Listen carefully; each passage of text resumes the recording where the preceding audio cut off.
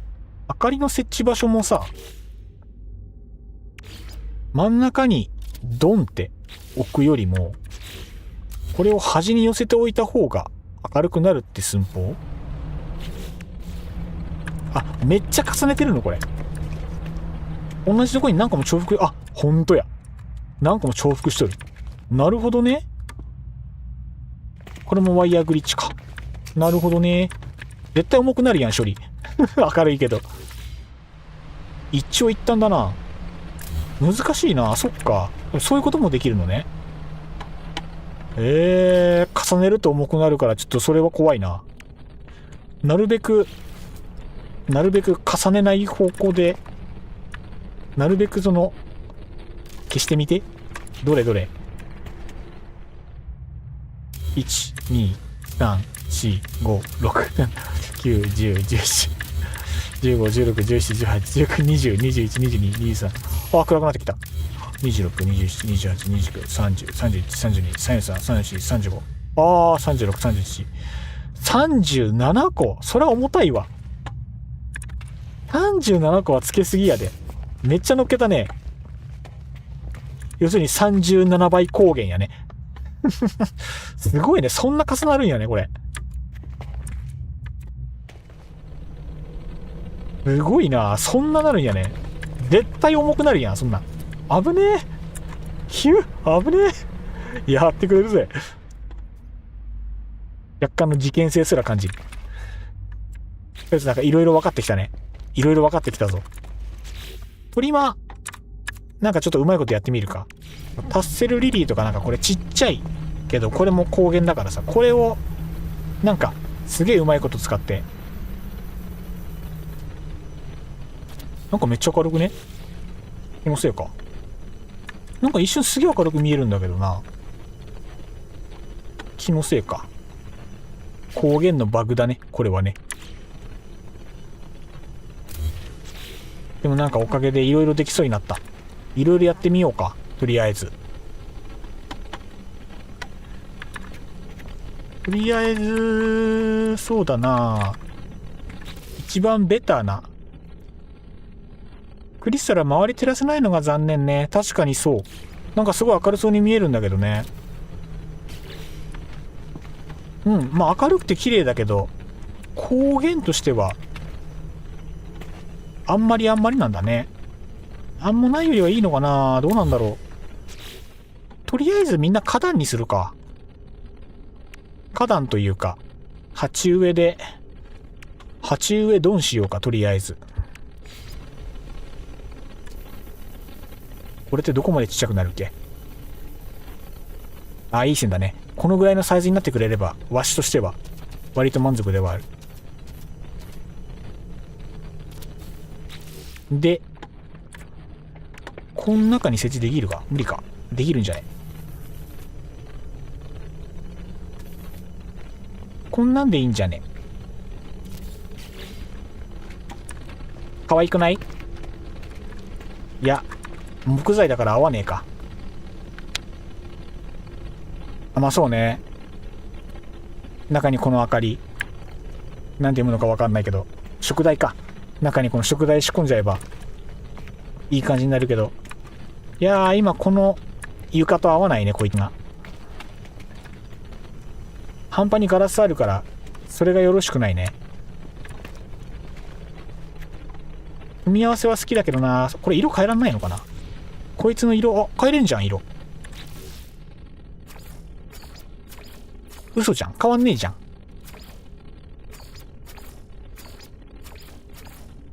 色なんも変わらんやないかーい。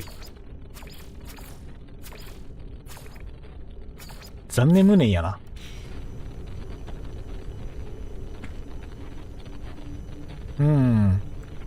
もっとちっちゃくなればな。そうだね。やっぱそれが一番間違いないね。一旦消し遊ばせる。多分今の感じだと、いやなんかあれなんだよね。せっかくだからあんまりやらない装飾入れでさ、なんか新しいの開拓したいじゃん。新しいタイプの装飾を何か開拓はしたいんだけど、いいのが思いつかん。それこそなんか丸を従ってる人がいたから、こいつ、あ、これスケール変更できないの？この図体で？嘘じゃん。マジかよ。この造形でちっちゃくできないのか、君。びっくりした。そんなことあるんやな。どうしよっかな。なんかいい感じの。いっそこんなんでもいい。いっそこんなんでも俺はいい。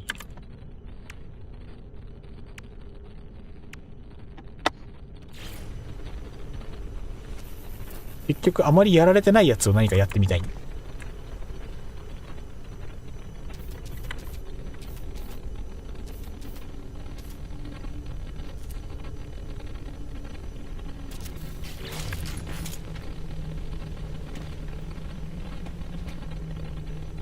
それバケツどうなってる？あ、サイズ変えたのか。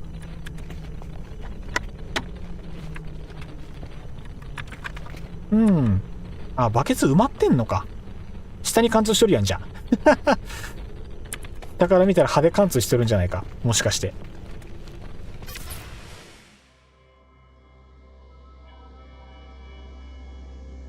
へへ。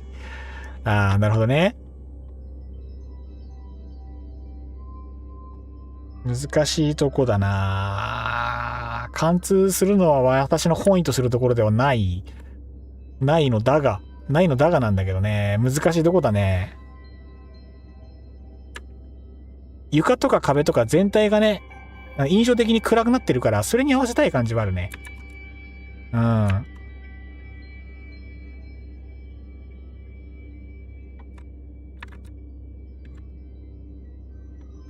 そういう意味ではこのバケツは色悪くないんだけどね。暗っぽい色で。全体的に同じ印象でまとまりそうな気はしてるけれど。だな。設置がめんどくせえ。めんどくさいって言ったら元も子もないんだけどさ。悩ましいとこだね。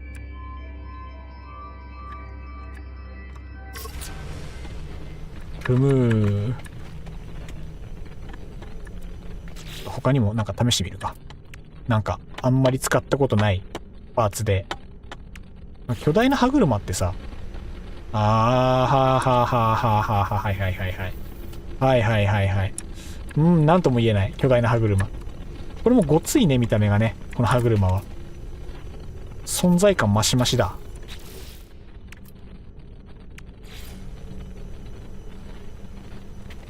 これなんかすげえ猫貫通してるな。思ったより。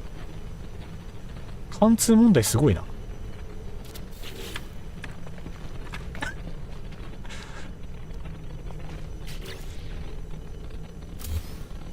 うん。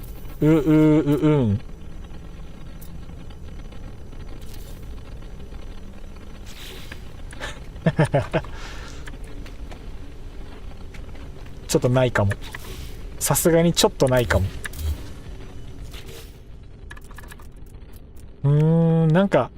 なんかできそうだけどね。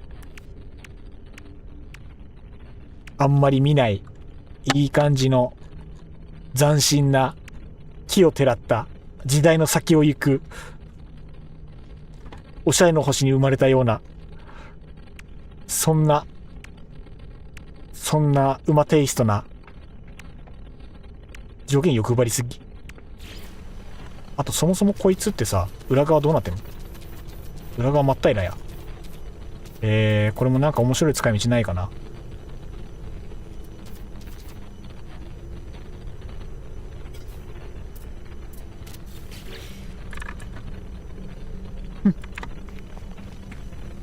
なんかちょっと工夫すればなんかバーチャルポットみたいな使い方できそう、これ。待てよ。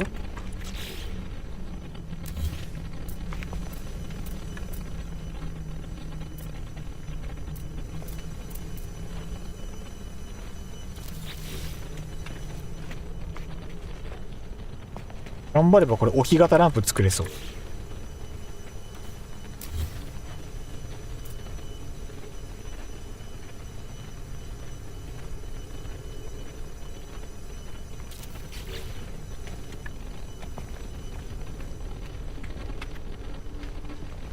頑張ればなんかできそう。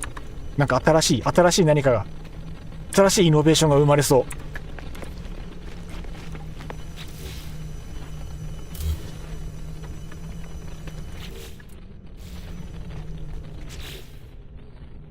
なんか、いけそうな気がしてきた。今日ワンチャン戦えるのでは。それならこれでいいじゃんってなっちゃうんだよな。それならこいつでいいじゃんって話になっちゃうんだけど、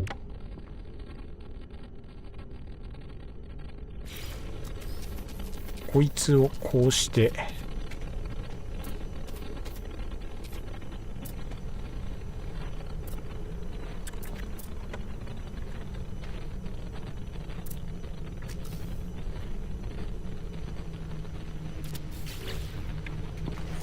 おしゃれランプ。めっちゃずれてるけど。おしゃれランプ。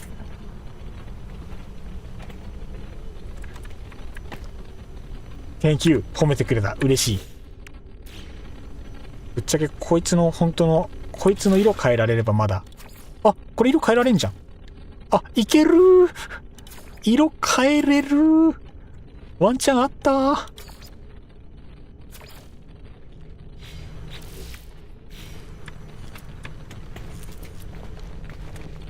ちょっと無理やりだけどランタンになるのではこれ。ちびランタン。これ自体ちっちゃくなるっけか。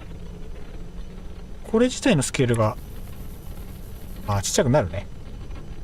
ので、こいつが今フリー設置で乗っかってるんだが、こうすることで、ちょうどセンターよりも全然後ろだから合わないと。設置むず。貫通してさらに先。こんなもんでいかが。奥行き変わんねえなこれ。奥行き変わんねえやつだなこれ。発想はおもろいけど調整むずいかも。コツ掴むのにかかりそう。真ん中に設置するの難しいね。あれか、多分あいつにつければこいつでいけるんじゃねえか。こいつ設置して、でこいつをここに設置して、浮くか浮かないか程度のところで、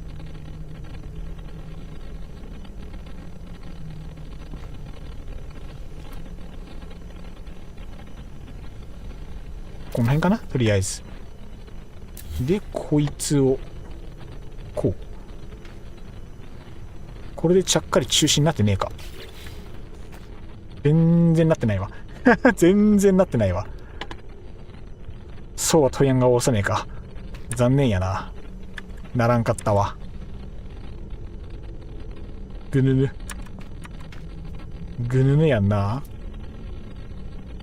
なりそうでならないよね。移動だとならない？もしかして。こいつ一回消してもう一回召喚すれば、あ、いけそうじゃない？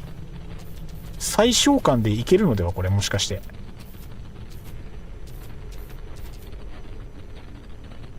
設置順逆説。あ、これいけたんじゃない？ちょっとサイズでかいけど。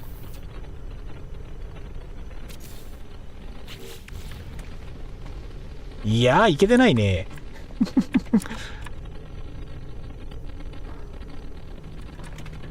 いや、ちゃんと難しいわ。いいか。一回いいことにしよっか。ケイタロウさん惜しいね。なんか限りなく近いね。難しいね。一旦いいことにするか。やっぱね、パーツ数増やせばね、おしゃれにはなるんだけど。一回これ消すよ。一回消すよ。パーツ数増やせば、なんぼでもおしゃれにはなるんだけど、増やした分だけ重くなるからね。いわゆる工夫で、それなりのやつになれば、正直嬉しいところではあるんだが、これが難しい。コップってこれでかくなるん？でかくなるやん。だからこのバケツとかさ、コップとかを駆使して、最初大きめで真ん中に上が飛び出るのを確認してから小さくすると、なんかコツがあるんだ。こういう方法もあるんや。難しいね。いろんな調整技があるね。技ゲーだな、これは。建築に関してはマジ完全に技だもんな、これ。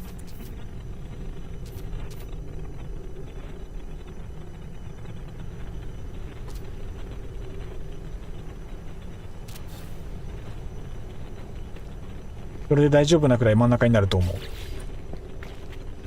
どれもう一回試してみるか。せっかくだから。せっかくだから、せっかくだから、ドンして、で、い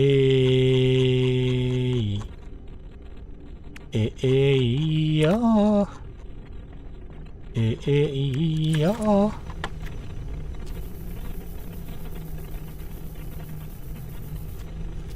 一旦ここをこう。一旦ここに設置。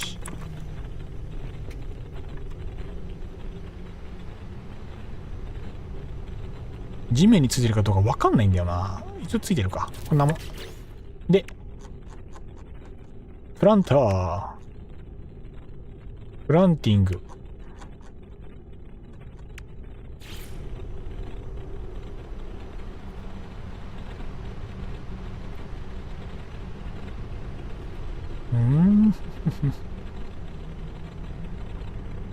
こうか。こういうことね。なるほどね。こいつをこう合わせて、こいつをこうして、で、真ん中ぐらいかなになったら、いや、真ん中いかんぞ。真ん中いかんな。いかんぞ。池田さん違うか。初見さんいらっしゃいます。ありがとうございます。通りすがりのエニグマさん、ありがとうございます。ノーマンズスカイ、今日建築会で、まったりマイペースにやっていきますので、どうぞよろしくお願いいたします。新しい明かりの設置方法、なんかおしゃれなランタンとか作れないかなと思って模索してるんですけど、いやうまくいかないですね。いやうまくいかない。最初大きめで拡大するのか。拡大してか。拡大して真ん中にして、もうちょいでかくすればいいか。全然違う操作間違った。でかくして真ん中寄せて一回設置して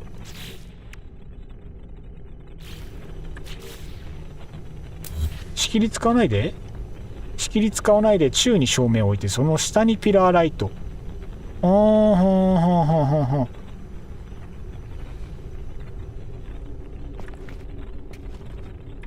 お手本見せてもらえたら早いかな、もしかして。これ多分掴んだ瞬間飛ぶかな。あ、いや意外といけてるのでは。意外と真ん中ではそんなことない。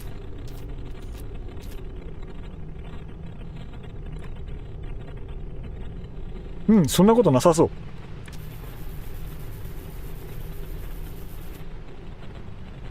そもそもなんか設置位置貫通してるか、もしかして。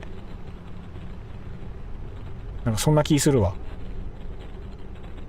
ほっ。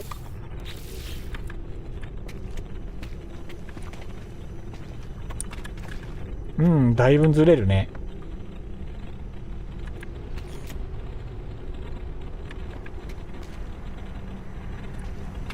おー、すげえ真ん中かも。うまっ。設置うまっ。建築の匠や。すごー。何がどうなったのか全然わからんかった。へえ。あ、エニグマさんありがとうございます。ノマスカ初心者です。いいっすね。初々しいですな。現在は恋しい日本語を求めてストーリーを攻略中です。いいね。いいじゃないの。恋しい日本語を求めて。どういうことや。どういうこと？でも楽しいでしょう。ノーマンズスカイ要素いっぱいですからね。いろんな要素全部新鮮で。見るもの全部新鮮で楽しいでしょう。いいっすね。初見さんも大歓迎ですよ。ユークリッドから脱出したい。やっぱストーリーモードの攻略が最優先事項ですな。応援しておりますぞ。ストーリーも熱いんだよな。願うことが叶うならばもう一回最初からストーリーも堪能したいところではある。そのためにまたデータ最初から触るのもね、ワンチャンありだけどね。全然楽しめるから。ありがとうございます。いえいえ、こちらこそ。来てくれて嬉しいですよ。一応参加フリーな配信なんでね。気が向いた時にポロッと参加してくださいな。今でもよし、いろいろゲームもうちょっとストーリーモード進めてからでもよし。最近は不定期で配信やってますんでね。週に1、2回はノーマンズスカイやってるんで。時間合う時にポロポロと立ち寄ってくださいな。チャンネル登録ありがとうございます。嬉しい。ナイス登録。いいっすね。洋芸特有の説明少なめだけど頑張って。いや、ほんとそう。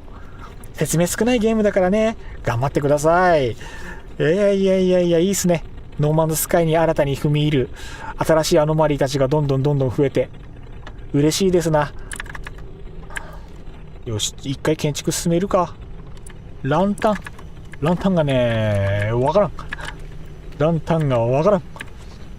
配信してる方が少ないのでね、少ないんだよね。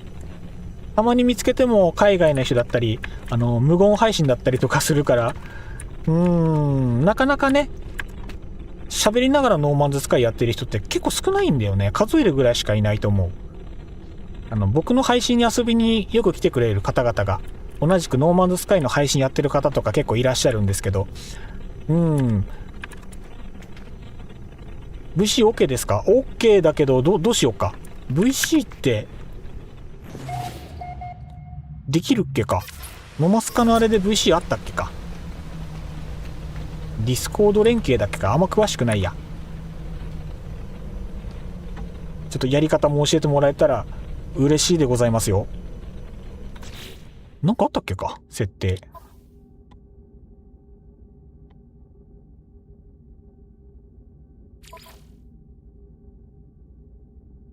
なんかあったっけか。ネットワークから了解。これか。これ音声認識でいいの？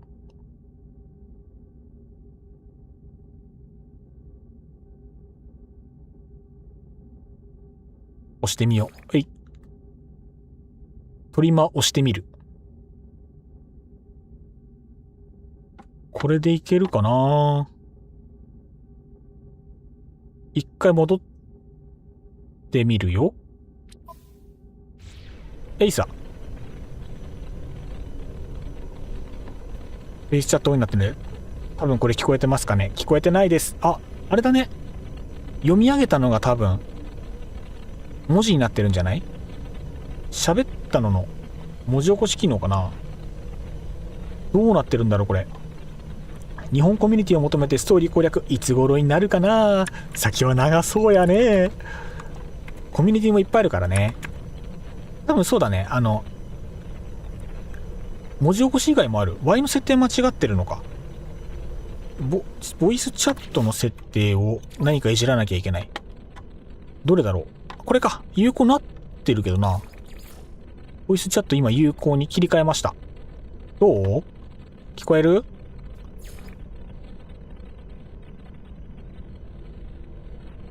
音声認識これいらないのか。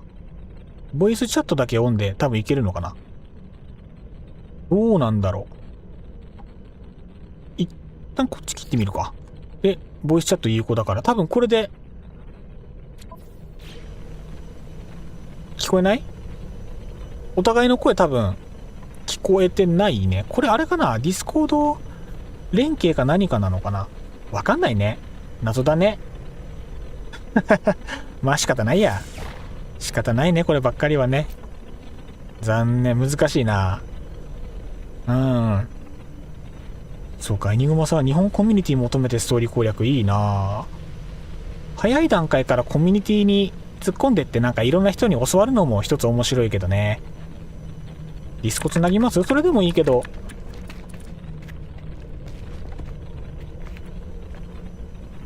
どうしようかな。なんか時間かかりそうだね。また今度でいいんじゃない？ディスコは。一回ランタン諦めてできるとこからやっていこう。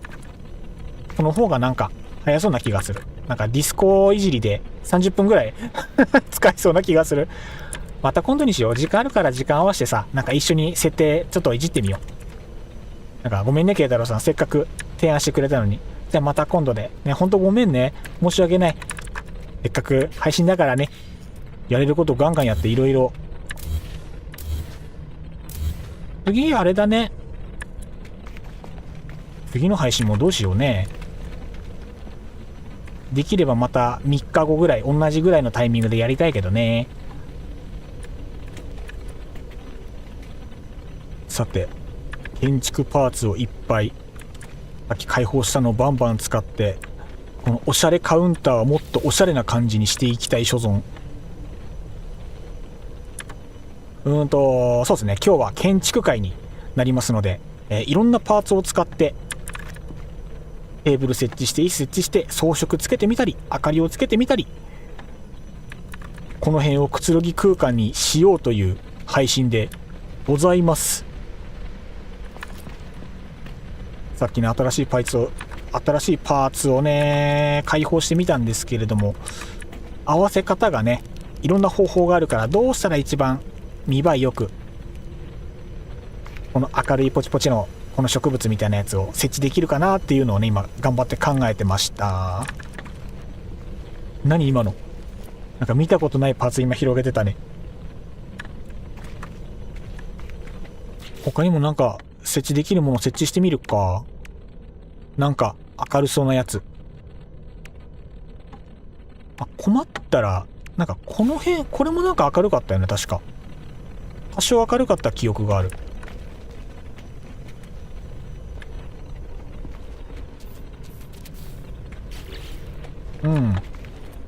多少明るい。明かりがないと、この空間暗いからね。こいつをテーブルに仕込む。試しにこいつの上にこれを設置。フリー設置か。フリー設置でいける。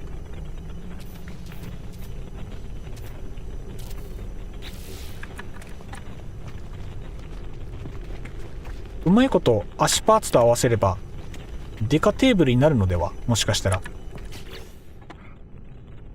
ちょっと待ってね。こいつをテーブル軸に使ってこれの上にそやつを設置すればいい感じになるのでは？試しね、試し。この試行錯誤がまた面白いよな。でフリー設置になってるから、こいつをこのままセンター合わせて。なんかプルプルする。なんかプルプルする。なにこれ。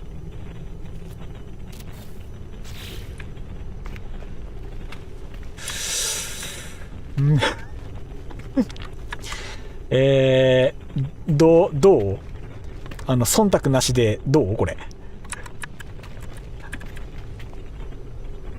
分厚い、さすがにテーブルにしては。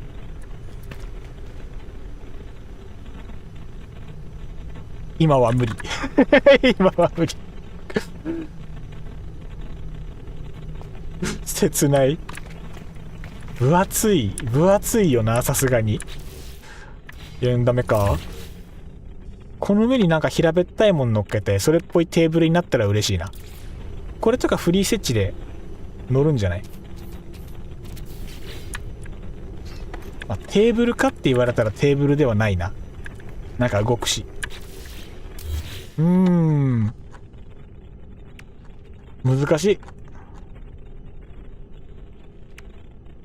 そもそも前提がぶてってぶてって厚みがすごすぎる。いやマジどうしようね。難しいね。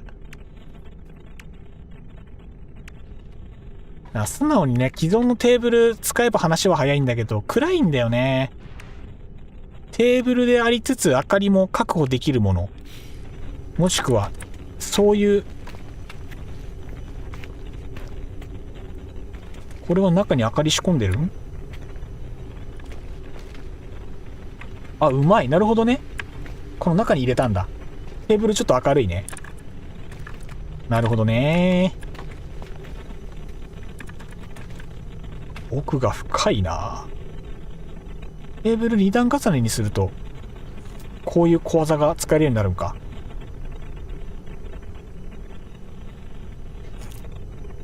ほう。テクニックを使っておる。いやー、難しいな。まああれだな、明かり確保するのにちょっといろいろ工夫はしてみたが、やっぱり黙って2箇所に、これは重ねなくて大丈夫。重ねないでいけるの楽でいいね。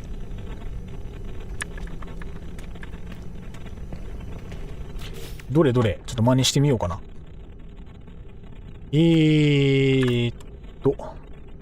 六角形のテーブルを置いて、で、こいつを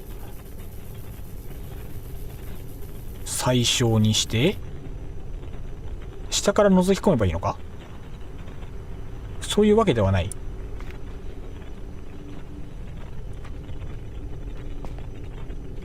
一体どうやって設置したんや、それ。こうか。こうして、上からテーブルをか。こういうことか。こういうことなのかい。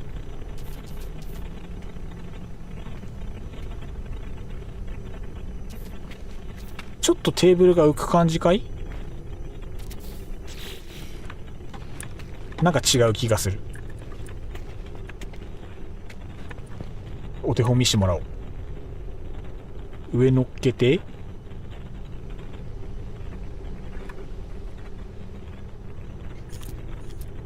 あ、テーブル拡大してるのか、後から。そういうことか。なるほどね。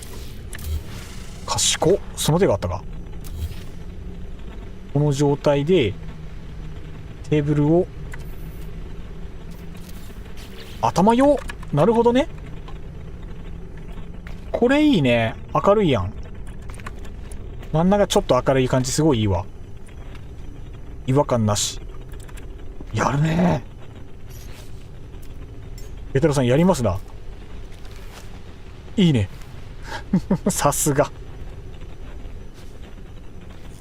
この感じでテーブル巨大化させれば上に乗っかったものが下に潜り込むのね。やりますね。サッカーうまそう。月並み。この手使えば結構いろいろ搭載できるのでは。なんかよきよきな光源を片っ端からこれで放り込んでみるのはありかもしれない。サイズ差が絶妙であれば結構いけそうなイメージがあるな。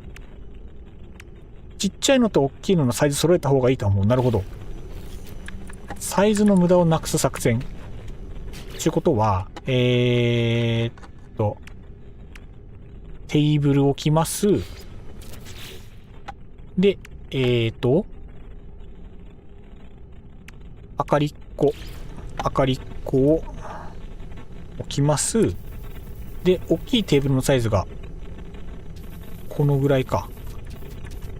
大きいテーブルサイズが、このぐらいだから、これに合わせて、設置して、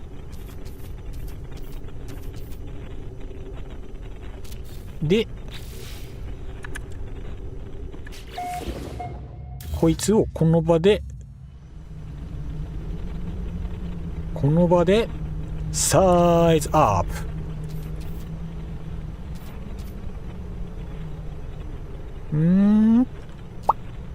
オッケー。いいね。いいじゃん。明るいじゃん。いいね。明るさだいぶ確保できたのでは。あれだね、最初に前回ひまじんさんに作ってもらったここは一箇所残しつつ、他のテーブル一旦、この形で作ってみるのはありかもしれん。三角テーブルなんやが。パイプか。いいね、今日テクニック出すね。いいよ。どうしよう。この方法ができるのであれば、結構いろんなもん埋め込むことができそうな感じはあるな。なんならだな。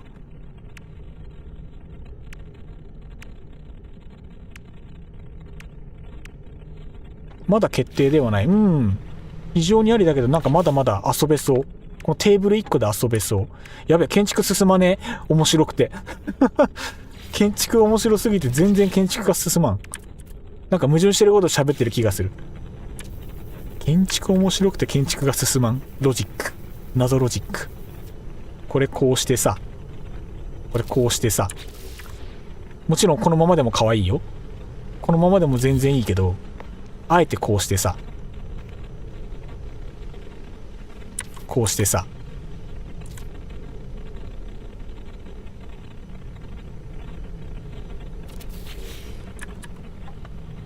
ああ、いい。個人的には好き。ケイタロウさん見てみて、これ良くない？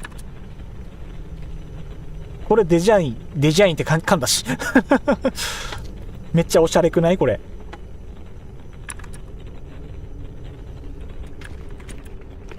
直接また罠仕掛けてそうやって。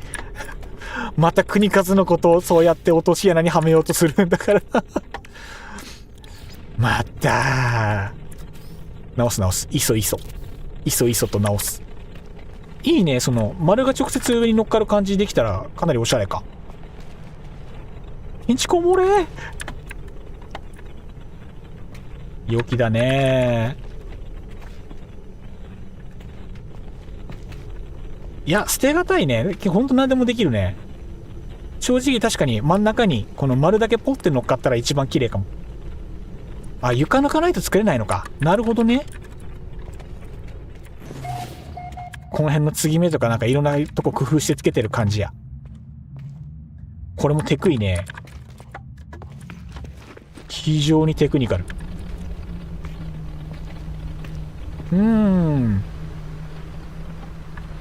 あと何ができるだろうか。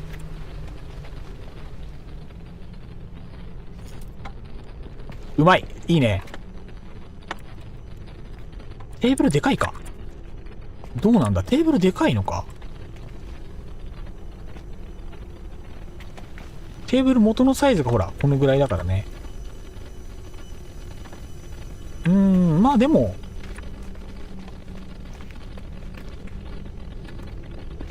うまい。うまい。ど真ん中じゃん。テクイ。これはうまいね。真ん中に丸い明かり。いいな、理想的だな。これめっちゃ良くない？めっちゃ良い。すげえいい感じ。いいな。このさ、丸い明かりのパーツだけベッドに欲しいよね、これね。正直ベッドに欲しい。グッジョブ。素晴らしい仕事をした。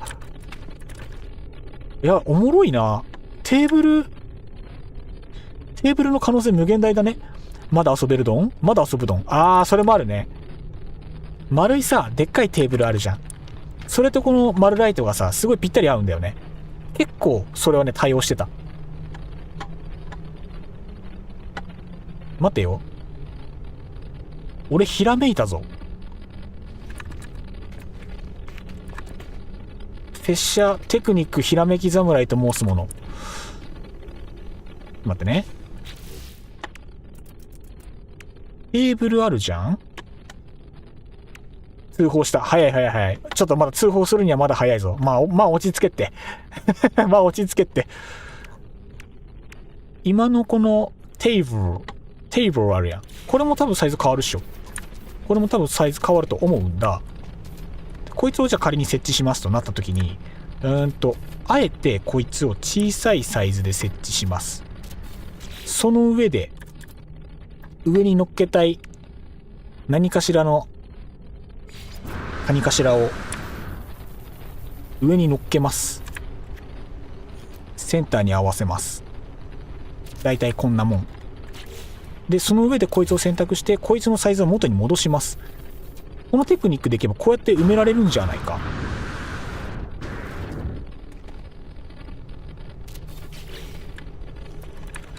新しいテクニックを覚えちまったな。拡大縮小するだけで簡単に練り込ませることができる。なるほどね。これおもろいな。これもうちょっと拡大したら綺麗に埋まるか。うん、綺麗に埋まるね。でもあえてこの丸がちょっと浮くぐらいにしたらおしゃれなのでは。ふむ。ちょっと思ってたんと違う。これ色変わる？色が変わる。色変わる。よし。であれば、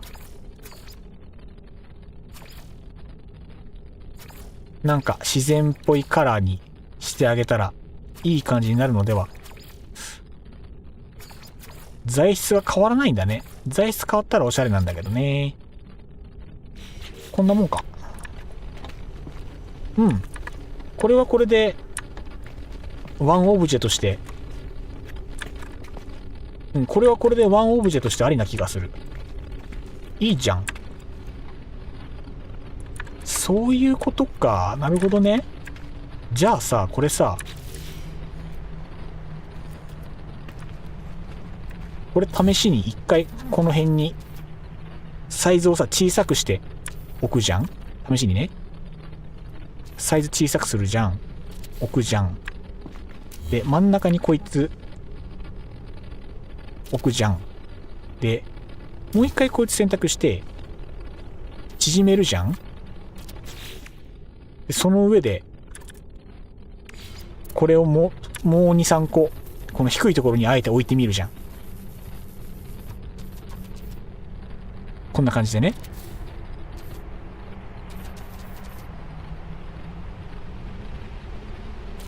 これこうすることでさ、5倍明るいんじゃない？ 5 個置いたら5倍明るいんじゃないとかいう脳筋プレイ。どう？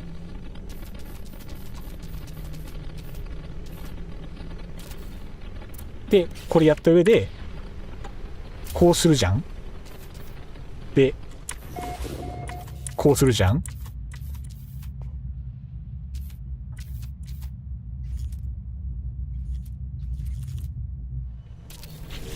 どう？明るい。やっぱセンスあるな、国和くん。でしょう？もっと褒めていいんだよ。調子乗るとね、後でしっぺ返し食らうからね。これなかなかでもオブジェとしてはかなりいい線いってるのでは。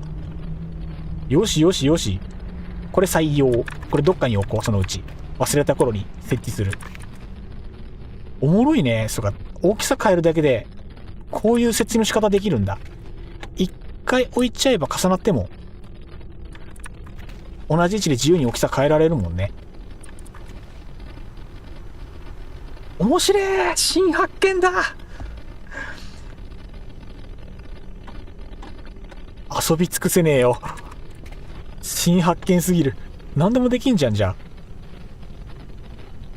これその理論でいけば、いや、一回こんなもんにしとこうか。なんかこれだけで時間全部潰れそうな気がする。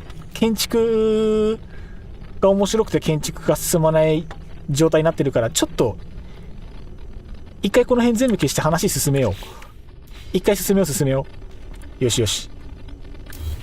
ちょっとお掃除しよう。お掃除ちょっと散らかしすぎたからね。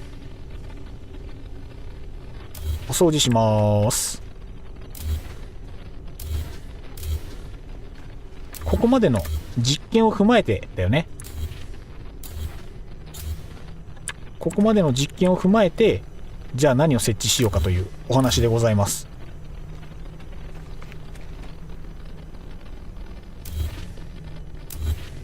ペドロさん、ここまでの実験やつ全部消していいよ。やべ、選択できない。あ、やべ、選択できない。あ、来た。あー、選択できない。ここだ。よしよし。これもまた後で。多分、出番があるので、後ほど、召喚いたす。これすげえ、これどうやったんだ？これどうやったんだ？そういうのもったいない。もったいないけど、これ消していい？もったいないけど消すよ。あ、これパイプ二重なんだ。へえ。知らなんだ。危ね。床抜いちゃった。落とし穴。Thank you。ナイスです。いいね。めっちゃ消すかどうか迷ってる人の動きやん。一旦こんな感じで良きやね。さてと、これにしよう。ええんちゃう？個人的に下がちょっと気になったりはしてるけど、下なんかで隠したいな。せっかくならなんかで隠せないかな。なんかグリーンを置いて、あれをしたい。なんかいい感じにあれをしたい。日本語が不自由なんだけど。この株の処理次第かな。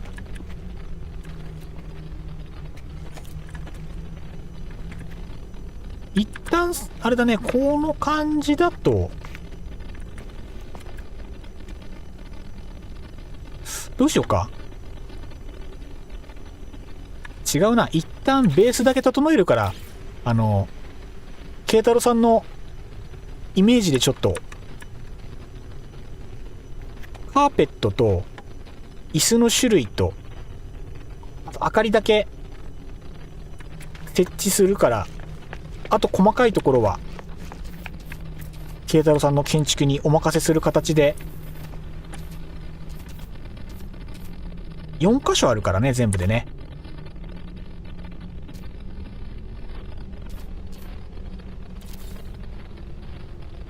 ワイヤーグリッチの関係で机デフォルトの大きさになるけどいいっすか？そっか、大きさ変わるのか。いいんじゃないか。そっちに設置してるテーブルってこれ多分デフォルトサイズだと思うんだよね。いいんじゃない？まあいいと思う、いいと思う。間違った。違う。クラシックチェア消しちゃダメなんだよ。俺自分で制作できないから。開放してない。開放したっけか、俺。クラシックチェア。して、いや。不安だからコピーしよう。いざとなったらコピーできるからね。スターシルクがないとこれ作れないのか。クラシックチェアって、コスト重いんだね、だいぶ。重量級だ。なるほどね。そりゃ知らなんだ。そっか。じゃあワイ作れないじゃん。だってスターシルクないんだもの。マジ？これ盲点だったな。どうしよう。どうしよう。大まかなとこだけ。造形合わせるから、あとは吉名にやってもらうっていうのが話早いのではないだろうか。大まかやって、あとは吉名にしましょうか。材料ってこと？スターシルクってちなみに終盤のアイテムかな。多分ね、自分で作ったことないんだよね。ちょっと曲がってる。本当のちょっとなんだけどな。気になっちゃうんだよな。難儀な性格や、我ながら。難儀すぎるで。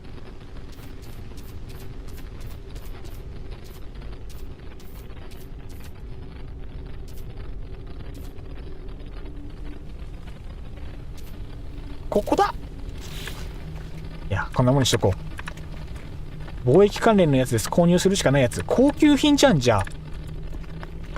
そんな申し訳ないよ。じゃあなんかちょっと代用考える。それか本当に、あれだね。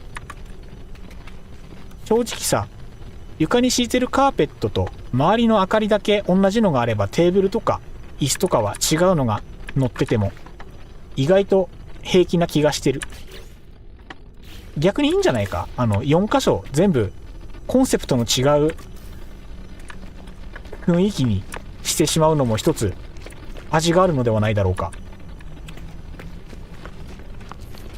何でもかんでも味は濃い方がいいからね。こういうおしゃれ空間だって噛めば噛むほど味が出る方がみんな飽きないでしょね。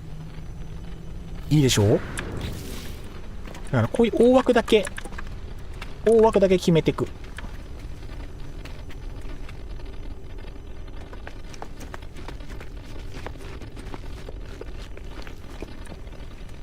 ここが前回遊びに来てくれた暇人さんが設置してくれた椅子とテーブルとおつまみ。これで装飾された暇人さんゾーンね。で今そこにカーペットと最低限のライト設置したから、あ、これカーペット色変わるんか。めっちゃええやん。いいね。これいいじゃん。じゃあ慶太郎さん、ここでやってほしい。ここやってほしい。多分ね、真ん中はね、この先また別のテーブルと椅子以外の建築置きたいなってイメージしながら、ここに設置してほしい。 OK、 Thank you。 よろしく頼みます。じゃあここは慶太郎さんにお任せいたします。じゃああと Y どうしようかな。ここがライトとか赤ベースになってるからね、こっちはまた違う色のベースで置いてもらえるといいかもしれない。その隙に向こう側にまた別のカラーリングの何らかを設置していこう。いい感じにまとまりましたね。ねえ、いい感じになったね。案外あれだね、その場の勢いでもなんとかなるもんだね。これ言ったら元も子もないんだけどさ。よしと、じゃあこの辺にまたあれだな。ちょっと待って、反対側に行ってちょっとある程度コピーできるものは、大きさコピーできるのマジありがたいんだよな。違う大きさにサイズ変更した時にコピー機能があると非常に楽ですわい。これをこの辺にまた装着したい。いいね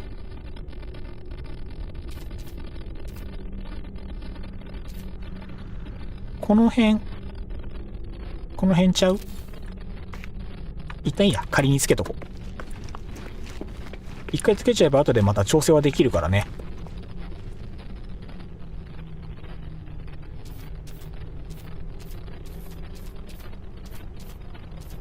この辺か。ここだ。 OK。 机六角形だから設置向き気をつけないとかな。そうだね。整ってる方がそこはやっぱ見栄えいいかも。まあできる限りね。やっぱちょっと曲がってるけどな。一旦いいことにするか。一旦いいことにしよ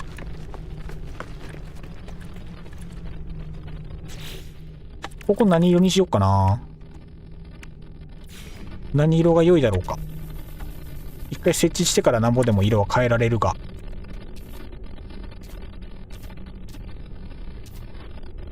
そもそも何色になるんだい君は。カーペットくんや。君は何色に化けるんだい？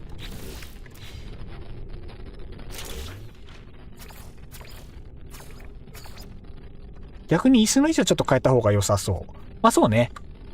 なんかもっとばらついた方が自然な感じになるだろうから。意外とあれだな。ライトが暗いとカーペットの色も暗く見えるな。さっき設置した2枚目って青だっけか、確か。そうするとグリーンか、パープルイエロー。イエローホワイトの方が、塩梅はいいけどな。ホワイト、オレンジ。そっか。こっちのでっかい色の方が縁取りになるのか。さっきのがイエロー&ブルーか。ブ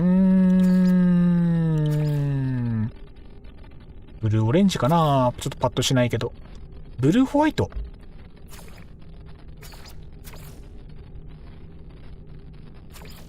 ライラックパープル、これにするか。色際立ってんのこれだからね。これで、どうしようかな。街灯か。街灯は、同じやつをつけてあげたいから。やべ、失敗した。危ねえ。落ちるかと思った。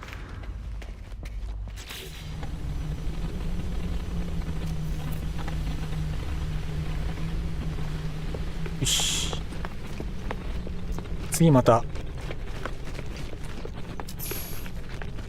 配信に集まってくれた人が、あっと驚くような状態に持っていけたら嬉しい。そういう予定、そういうつもりでやっていく。この辺かな。もう一回か。そっちにも必要か。もうワンコピーして、この辺に設置予定だから、この辺に置いておこう。先んじてね。先手を打つのはね、いい戦略。OK。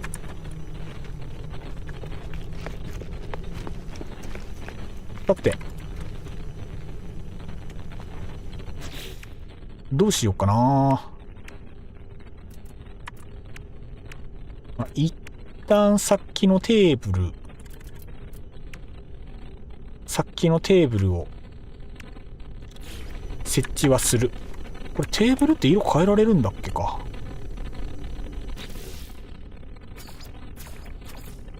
変わらんね。テーブルは、ね、色も材質もね、何も変わらんね。残念。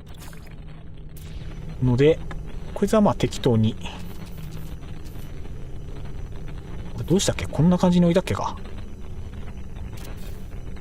で、ここの真ん中はコルベットとか止めるんだっけ？そう。真ん中って上？そうだね。屋上階はコルベット止める空間だね。だからあんま貫通とかしてると目立っちゃうかな。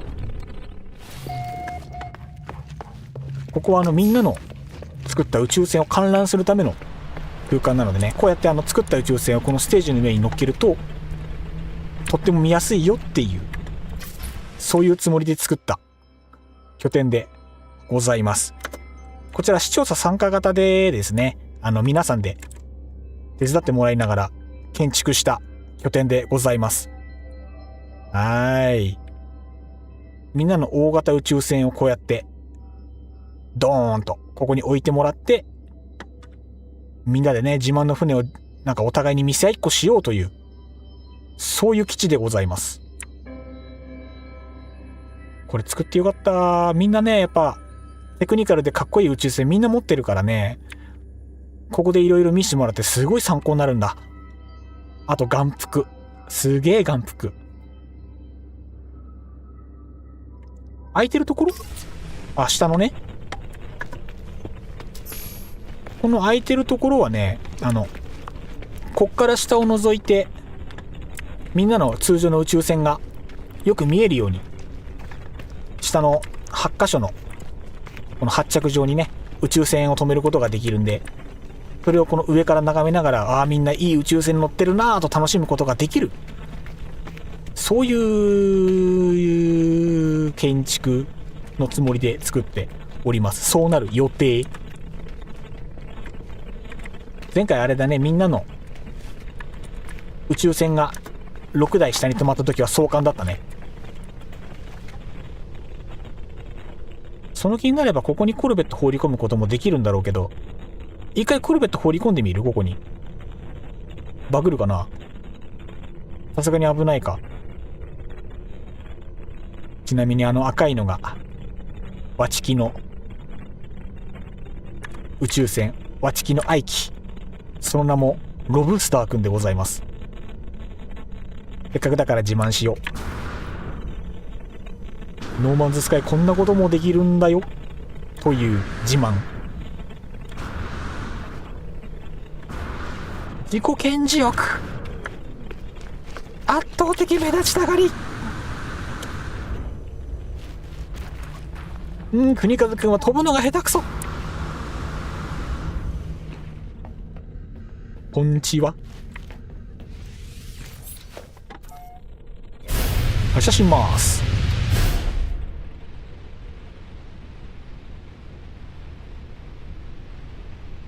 この手の大きい宇宙船もね、話が進むと作れるようになってくるわけですが、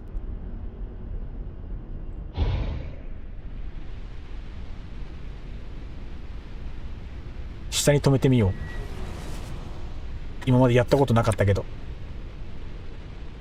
下に止める構造に作ってないからな。どうなるんだろう、試しに止めたら。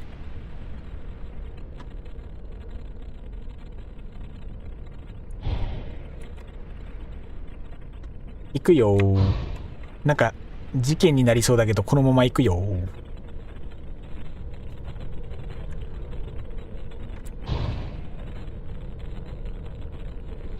前が見えね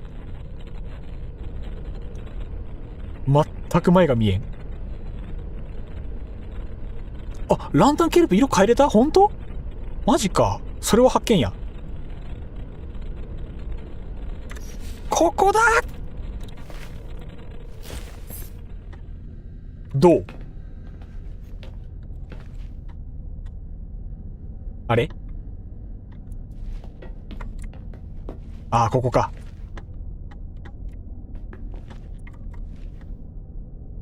なんとも言えないね。なんとも言えない感じになってしまった。出た。いつものバグです。治りました。ここに止めるのもいいかも。意外と眼福か。意外といいね。意外といいじゃん。眼福じゃん。いいね。ここに止めるのも。悪くないね。運転苦手じゃなければここに止めてもらうのもありだね。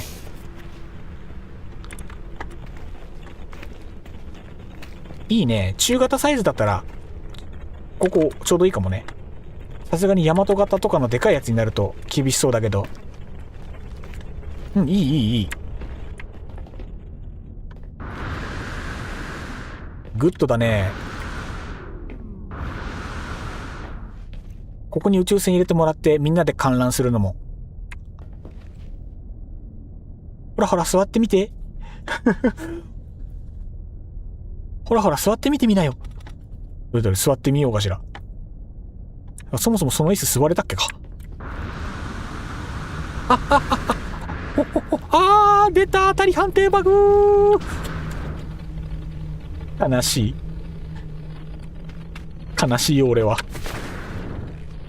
重力軽すぎるんよな。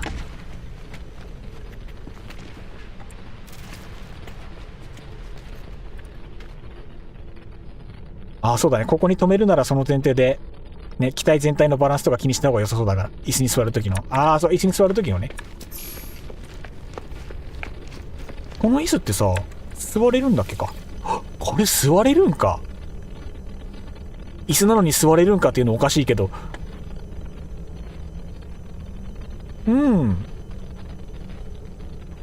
なんとも言えないね。だから座りだから椅子に座って下の宇宙船は見れるけど、コルベットは難しそうだね。ちょっとね。床がもっとちゃんと隅から隅までガラス張りになってるやつがあれば話変わりそうだけど、でもこれならあれだね。逆にデッキが広いデッキを持ってるコルベットとかの方が見栄えいいかもね。なるほどね。その角度いいね。色変えたら光って見えるじゃない。それも色変わるの。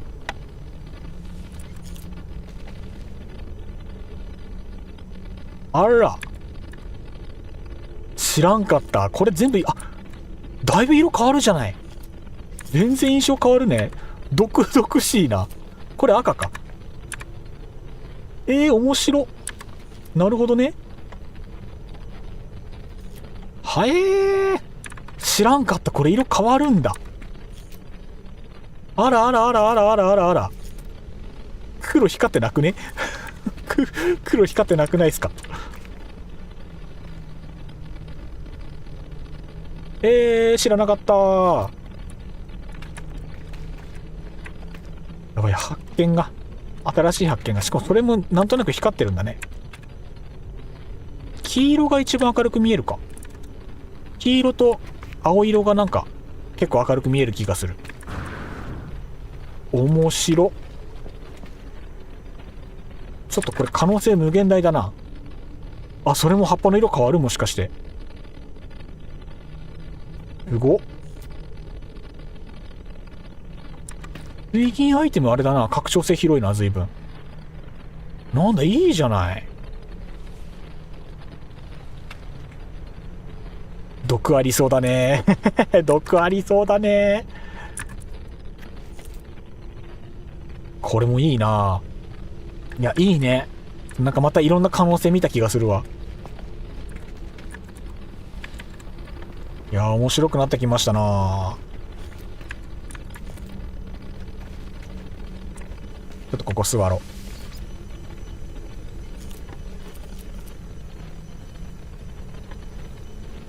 この椅子、あれだね。カメラバグらないね。この椅子めちゃめちゃいいじゃん。後ろから見ても、視点がビヨンビヨンビヨンビヨンビヨンビヨンみたいな感じにならない。あ、めっちゃいい。眺めもいいね。ね。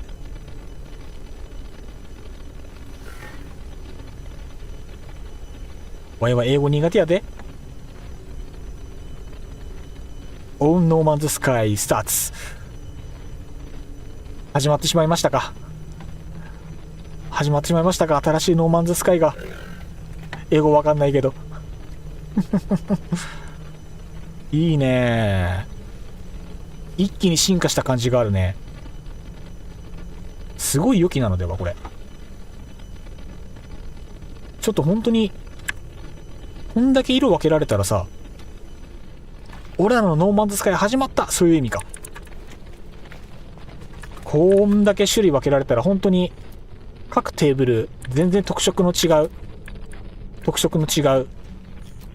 席が作れる。4つ全部色合いの違うテーブルで観覧が楽しめる。常夏？これ欲しい。めっちゃいいじゃん。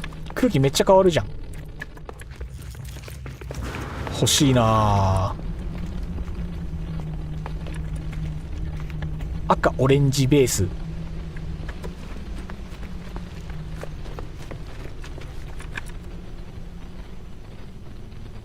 ここは黄色緑かなんかかな。そうすると色ベース分けいいな。どうしよう。じゃあどうしよう。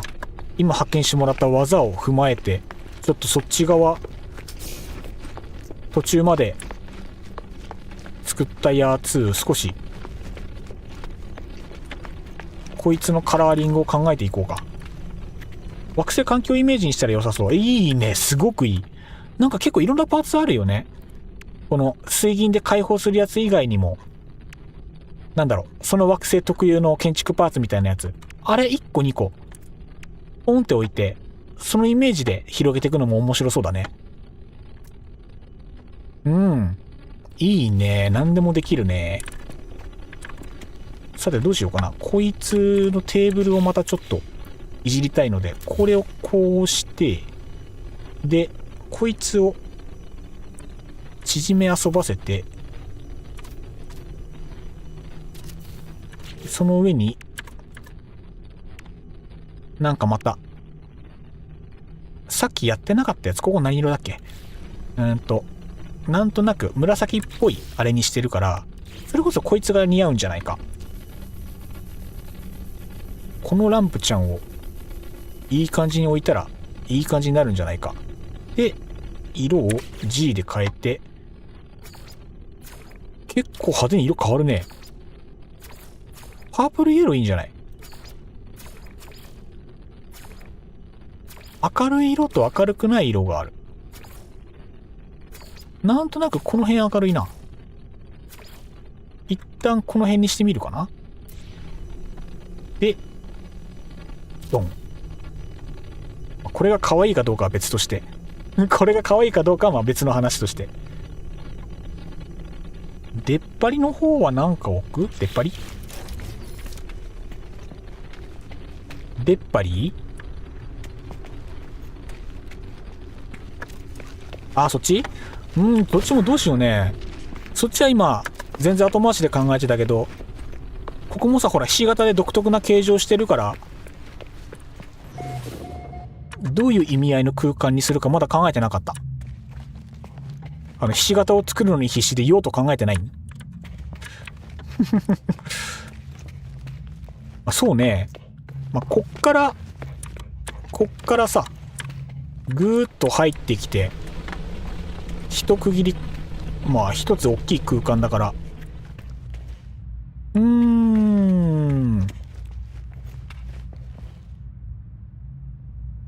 この両端をさ、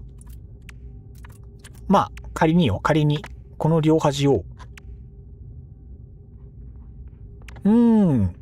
俺も考えたけど、ほら、喫煙所の話さっきあったじゃん。喫煙所の話があったから、我々地球人の世界でいうところの、花壇置いとけばなんか煙が煙っててもなんかそんなにきつく見えないだろう理論で、ひし形に花壇で囲んで、形で言うとそうだな、こうかな。貫通しない程度だからどうしようかな。貫通しない程度に花壇を、こんな感じかな。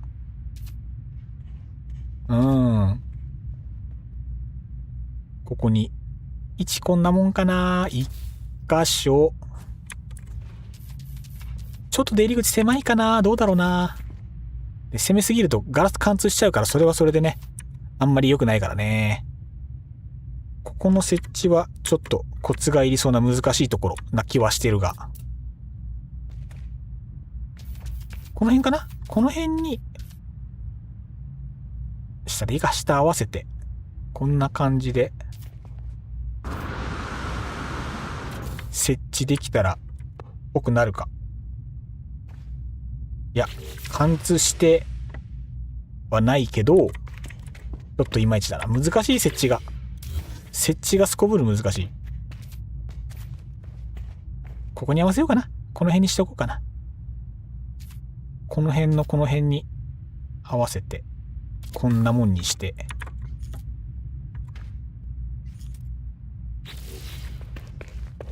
こんな感じで区画して、で、なんか狭いね、でも。なんかいまいちだね。今ね、この辺を喫煙所にしたいなって思った。ほら、喫煙者って隔離しなきゃいけないじゃん。場合も喫煙者なんだけどさ。なんか、この辺にうまく隔離したい。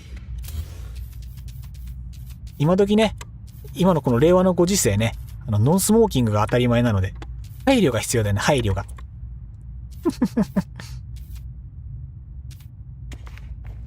ちょっと動かしていいよいいよ。もちろんもちろん。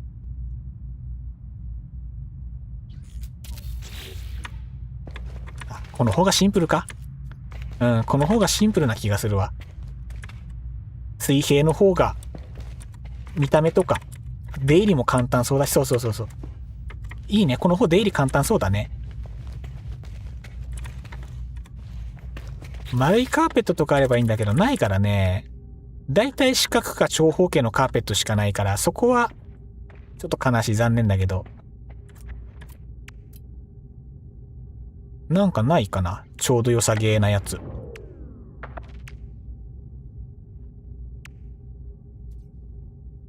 敷物が意外と、いつもこればっかりだと味が、なんか芸がないしな。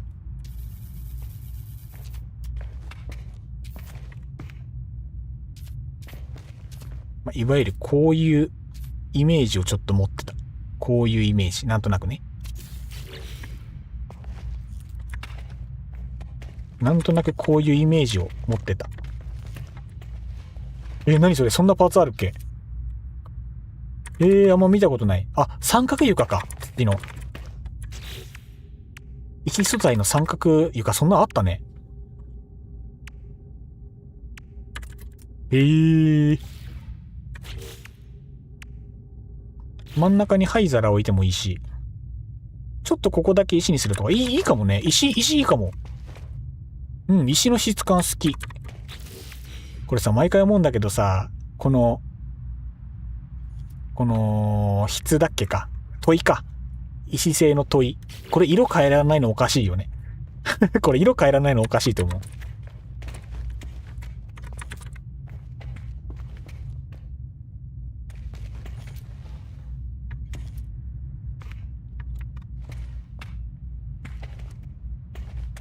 ああ、いいね。いい、すごくいい。めっちゃいいじゃん。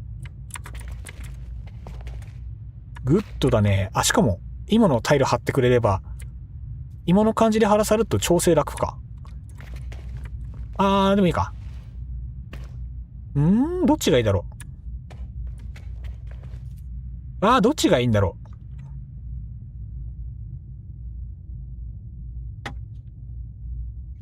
う。悩ましいね、すごくね。さっきの、この問いの下、この花壇の下だけ、ちっちゃい三角で、普通に金属床だったけど、そっちの方がデザイン好きかもしんない。ちょっとこっち一回外すね。こっち一回外して。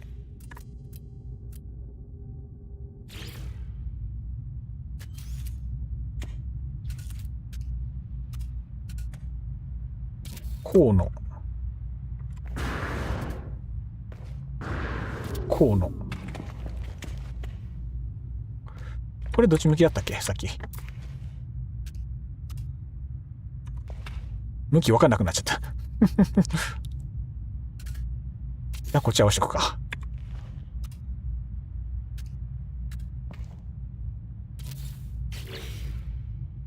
こんなんどうすか？そういう方法もありか。それ良くない？なんか隙間空いてんな。なんでだ？なんかずれてんな。これ多分一個窓ガラスの方に合わせてるな。でもね、いい感じ、いい感じ。いいな、それ。それの方いいんじゃない？むしろ。なんか床板すげえずれない？隙間。なんでだ？サイズ違うのか、これ。これめっちゃいいじゃん。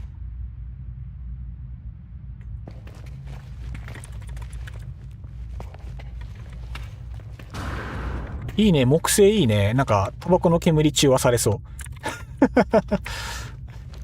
すごくいいじゃん。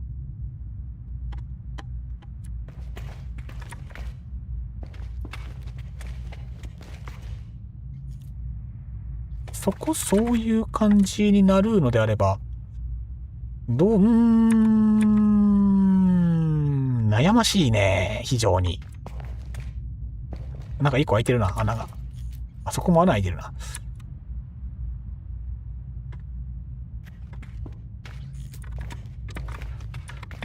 逆にそこ木にしちゃうなら、こっちもこっちも木でいいような気はするけど。この隙間なんだこれ。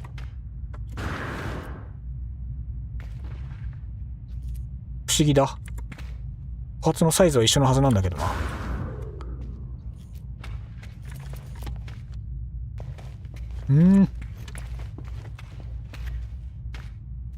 いいんじゃない？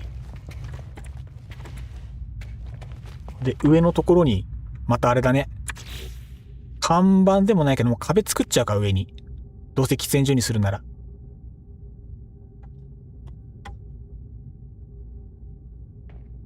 屋根はデカめだから、そういうことか。いいね。植物生えてますね。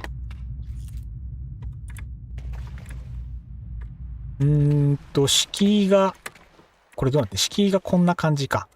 で、上の三角だから、上にいわゆる望遠垂れ壁でもないけど、そういうものを設置して区画してあげたいという気持ち。なので、どうしようかな。上はじゃあガラスだな。ガラス壁。これだ。こいつで。これのハーフないっけか。ハーフはないのか。あ、ハーフはないね。じゃあこうだな。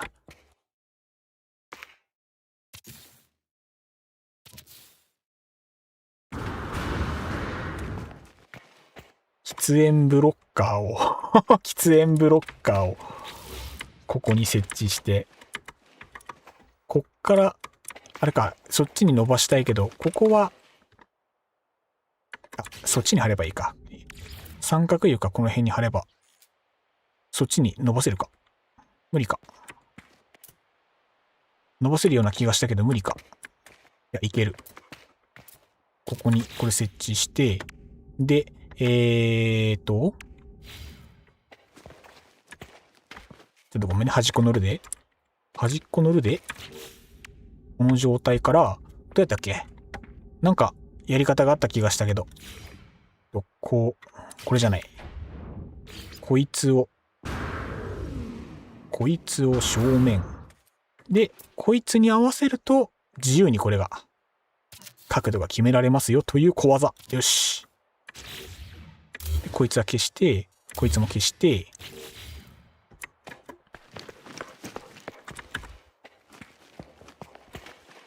これって、こいつでいける？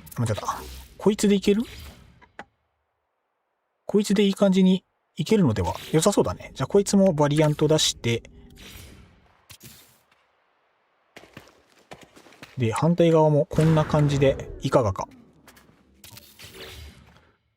ずいぶん飛び出したけどな。外から見たらこれどうなんだ？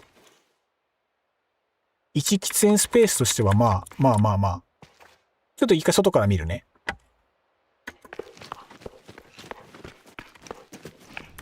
さあどうなんでしょうこれ。派手にはみ出してる可能性はあるが。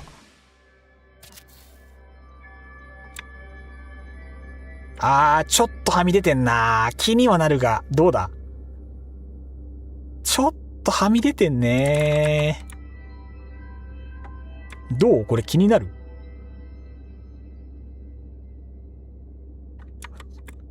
どうでっしゃろ。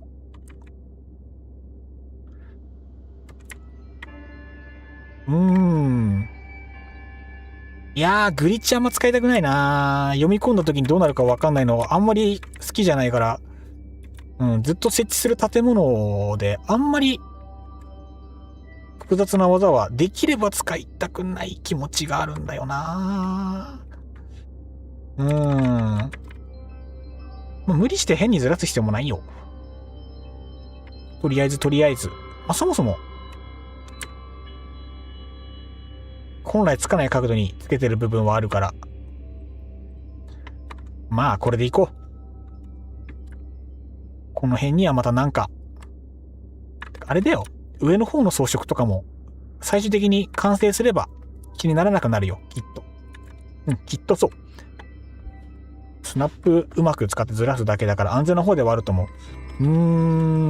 ごめん、好みの問題かも。申し訳ない。これは国数の好みの問題だ。これはね、本当に申し訳ないと思う。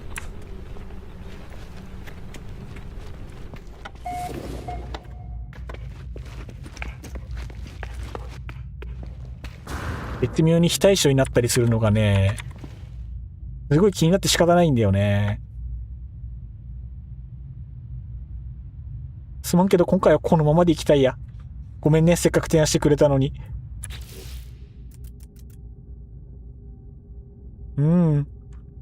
ごめんね。本当に申し訳ない。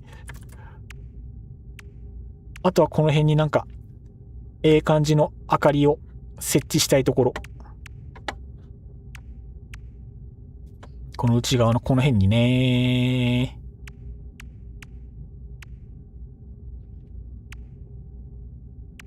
さすがに真っ暗だとかわいそうだからね。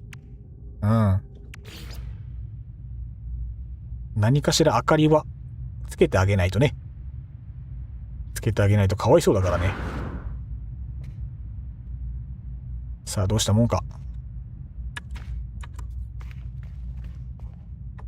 れこういう付き方になるんか。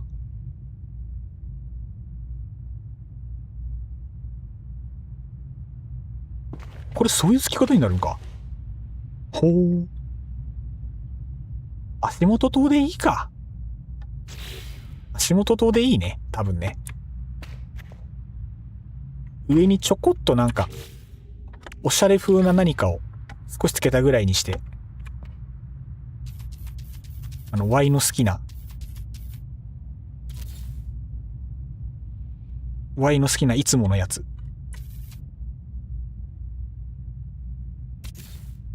あんまりでかいとでもあれか。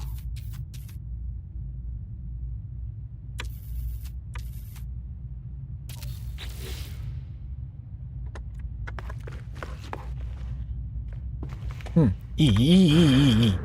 Y の好きな三連照明。この壁出っ張したおかげで、入った瞬間一発目に見えるのは可愛いわ。うん。非常にグッドなのではないでしょうか。いいね。自然な感じだね。すごくいい。すごくいいよ。めっちゃ葉っぱ生えてるな。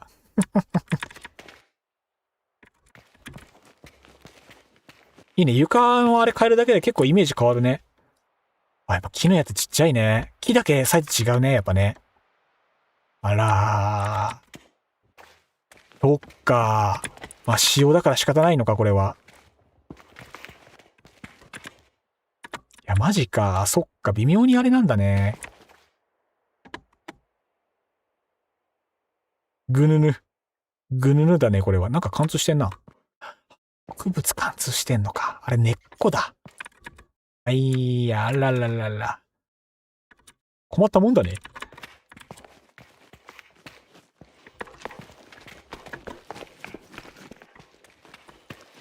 随分景色のいい喫煙所だな、ここ。高級な喫煙所や。喫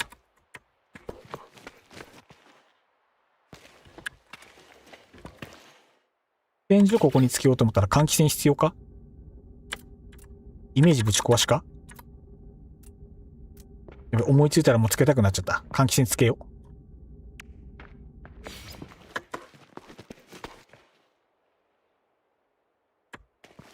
換気扇ってこれ色変えられんのかな？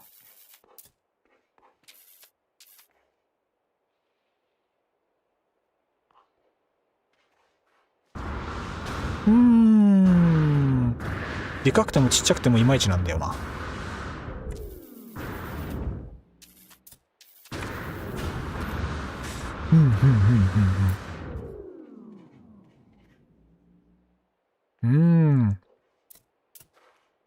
実にいまいち面。これはあれだな。先に適当にポスターだりステッカーだり貼ってそれから考えるか。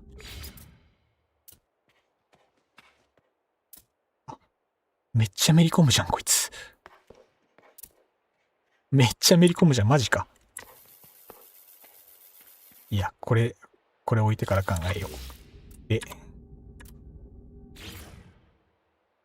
いやーダメだね。食い込むねどうしても。間違った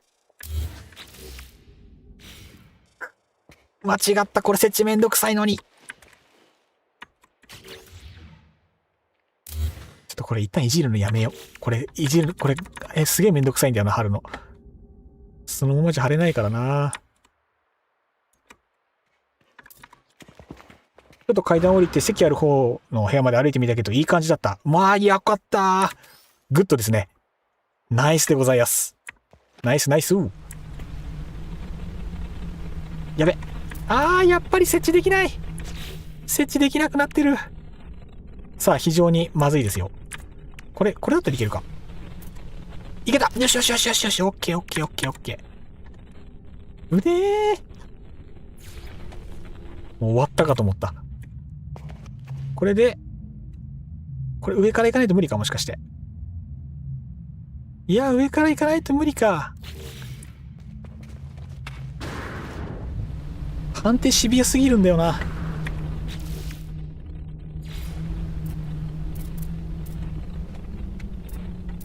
頼む。頼む。そこ OK です。美し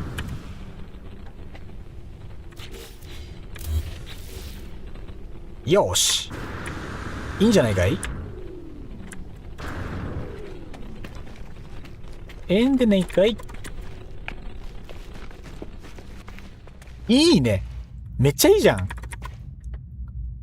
グッドだね。すごくいいね。どうしよう。ここにガラス張りの、あえてガラス1枚貼ることで区画してますよ感出すのも一つありだけど、あんまり視界遮るのももったいないんだよな。絶妙なところ。絶妙なとこだな。これのサイズ感の問題もあるからね。どうしても。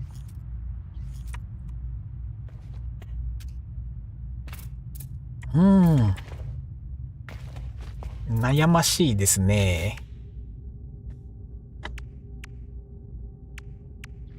素直にゲートを置いちゃうってのもありだけど、それはそれでもったいない。非常にもったいない。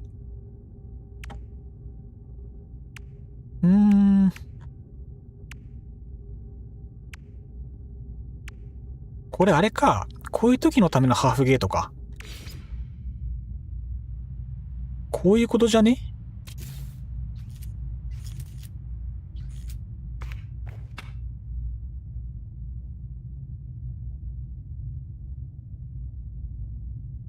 間違った。違う。君はそこじゃない。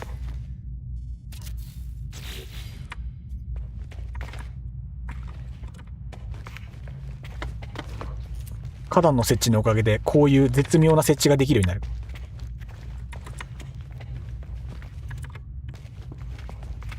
真ん中空いちゃったな。これどうしようね。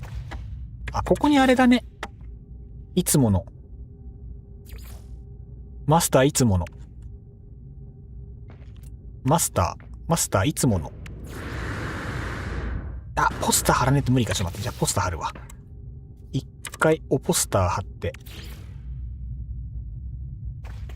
フリー設置でいけませんか？そこをなんとか。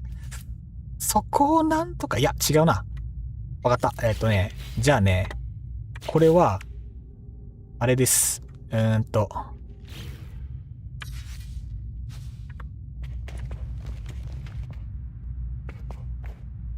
多分ね、水平につけようと思うと、上の交点が来ねえか。上の交点来ないか。そうかい。なんかうまい方法ないかな。ずいぶん半端に鼻先を出してしまった。どこにも接点がないからね、これだと。浮いちゃうなぁ。なんか、神がかり的天才的発想で何か。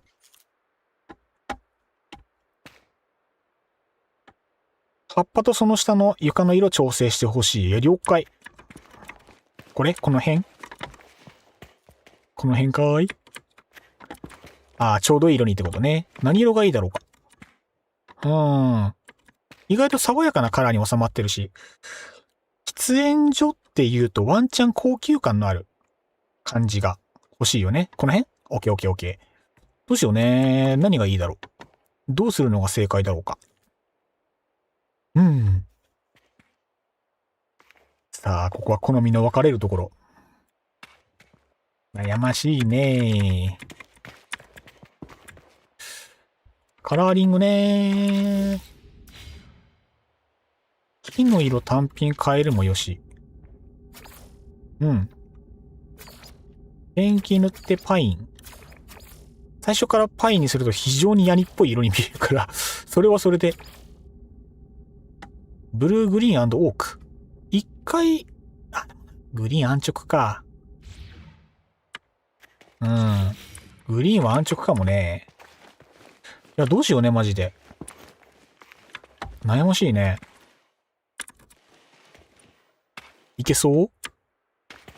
うまっ。いいんじゃない？これいったんじゃない？もしかして。これいったでしょ。あれ？接続切れた。切ない。いいとこだったのに。重かったのかな。看板つけていい？そう、まさにそういうこと。さすが。話が早い。そう、まさにこういうこと。話が早い。あんまでかいとあれだからこんな感じ。ちょい待つ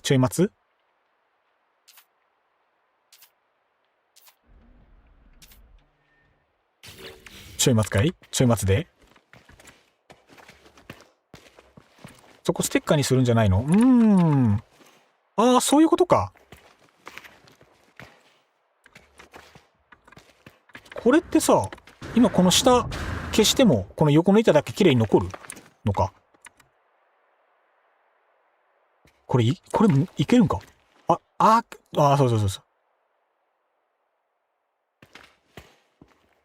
うおー、うま。なるほどね。これさすがですわ。いいね。最高。最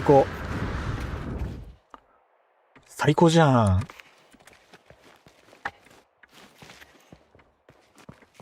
完全に喫煙スペースやね。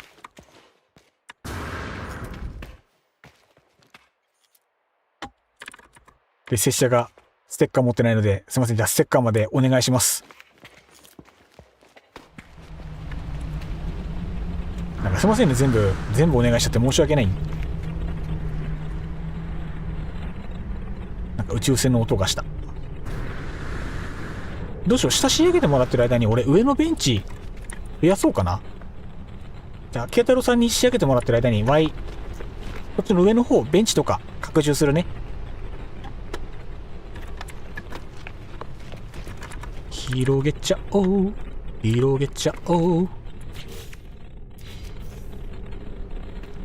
複製。まずどこだっけな。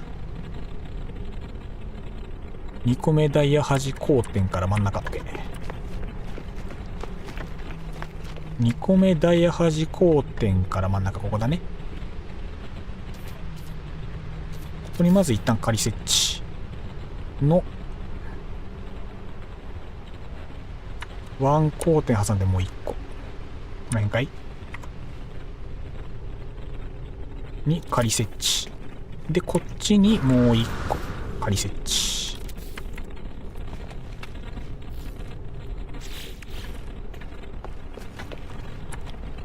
で、配置を微調整して、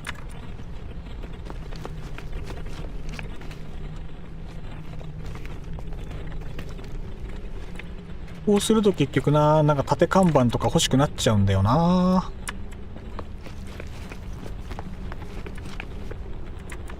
で、ここを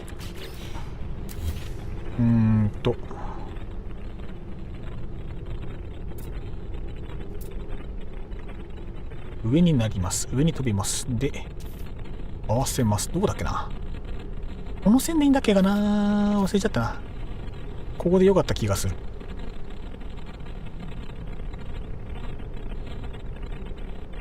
で、角度絶妙合わせでなんかいけた気がする。こんなもんでいい気がする。はい、ドン。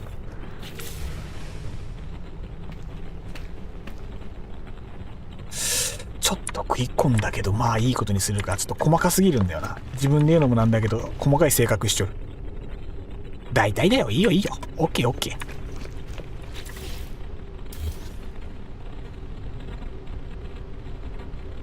ぐんぐん。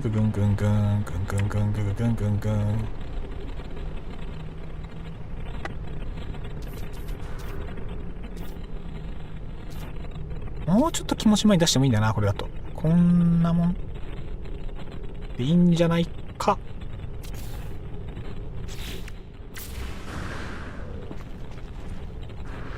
まあ大体一緒だね。オッケー。そこまで細かく見る人はいないさ。大丈夫。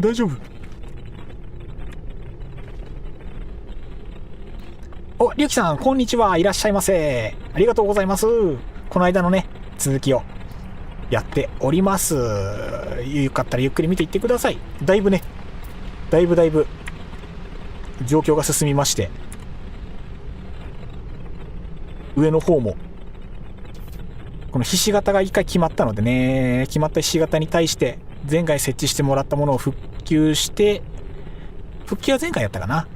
で、今はそれの複製して左右対称を目指している最中。僕は今左右対称を目指している最中で、今下の空間で慶太郎さんが新たな空間を構築中です。今一瞬ちらっと見したけど、これは完成をお楽しみに。今全体像で言うとひし形の部分こうなりました。でれー、紆余曲折経ましてこんな感じでございますよ。いかがでしょう。前回設置してもらった階段のランプもちょっと遠いですけど見えますか。階段のランプもね、今こんな感じで、数は今少ないですけどね、全部で3箇所ポンポンポンとつけて、色合いがねいい感じなんで、かなりやっぱり黄色と赤ランタンのバランス気に入っております。やっぱ当たりだったね、このカラーリングは。すげえいい。めっちゃ好き。で、下の方の建築をしてもらってる間に、上のところね、こんな感じで、今左右対称にしようとしているところでございます。前回設置してもらったベンチとかね。こんな具合です。あとはそうね、でかいところで言うと、この空間がですね、手すりが今こんな感じになっておりまして、手すりが一本消えてる。後で戻そう。この階段を抜けると、そっちとこんな感じで部屋つなぎました。どうでしょう。こんな感じで向こうに貫通しております。いい感じに造作できたんでね。で、こっちの中もですね、今2人がかりでなんかこんな感じになってみたりとか、今 Y のコルベットちゃっかり真ん中入れてるんですけど、そうこんな感じなんですよ。地味に進んだでしょ。あとこのサイドも今こんな感じになっております。で今、向こう側とこっち側それぞれに、全部で4箇所の休憩スペースを作ってる途中でもございます。さっきね、配信始めて最初の方にね、水銀で解放できるアイテムを何個か解放してきて、こういうのね、全然解放してなかったんで、これをなんかつけながらやっていこうかなと思ってるところでございました。まだ全然作業途中だけどね。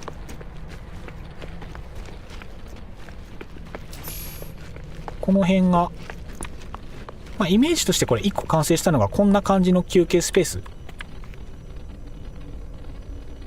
で、4箇所全部違うカラーリング、違うテイストで設置したいなと思ってるところです。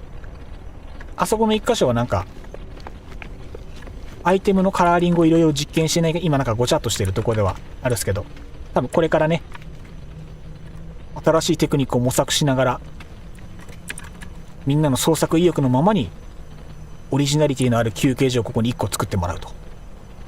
一応カーペットとちっちゃい看板と街灯と、あと椅子テーブルの種類だけ統一してね、あとはみんな自由になんかやってもらう、景観損なわない範囲で自由にやってもらうっていう感じのコンセプトでやっております。だいぶ進みましたよ。日中から今日は進めているのでね。何時間やってる今で3時間をやってるのかな、もしかしたら。今日はどうしようかな。プレイ時間伸びすぎると頭痛くなっちゃうから、また時間決めてやりたいね、今日も。慶太郎さん、今日時間どうする？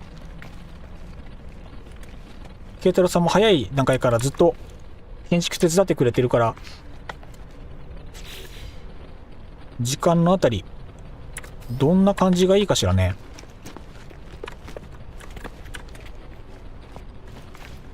まだ拙者も悩み中ゆえ。あとこの辺も明かりどうしようかな。悩ましいね。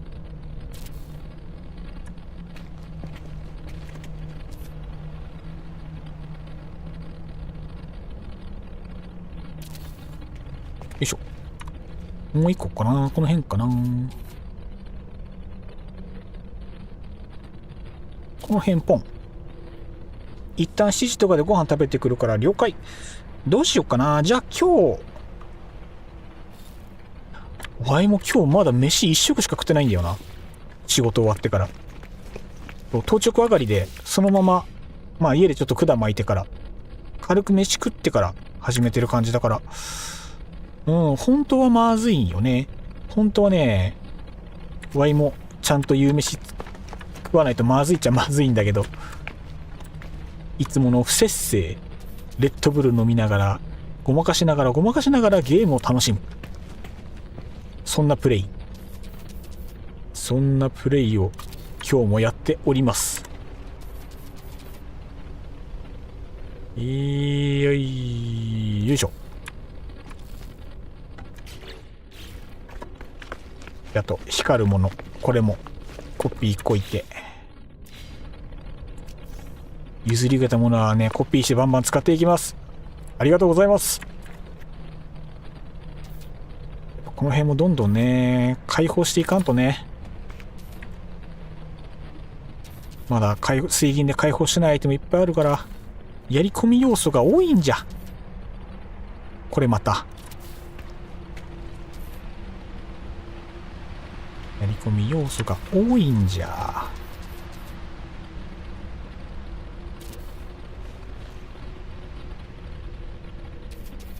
こんなもんかな。よし、もう一箇所か。ここか。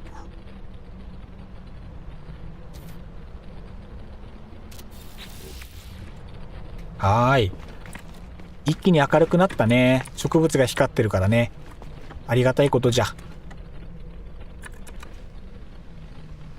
さてどうしましょうかね。い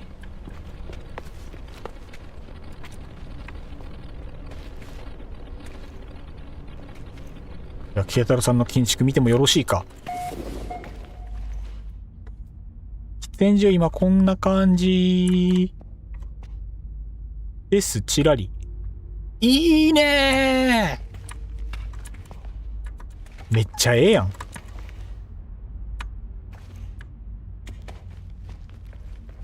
めっちゃ喫煙所やん。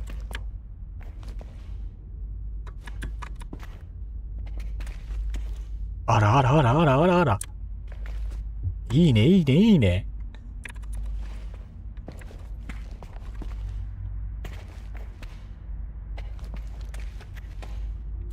タバコ吸いたくなる良質空間だね。いいね。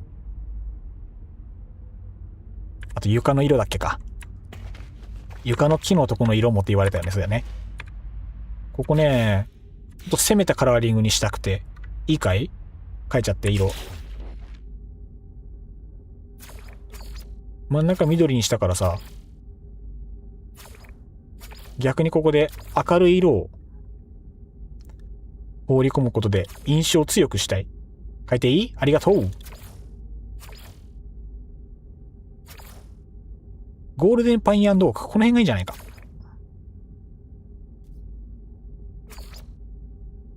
これでいい気がするな。で、こいつもゴールデンパイン&オークにして、で、あ、間違った。もったいないことした。せっかく色変えたのに、もう一回設置しよう。何をやっとるんじゃい。三角床。向き合わせたいけどね、できれば。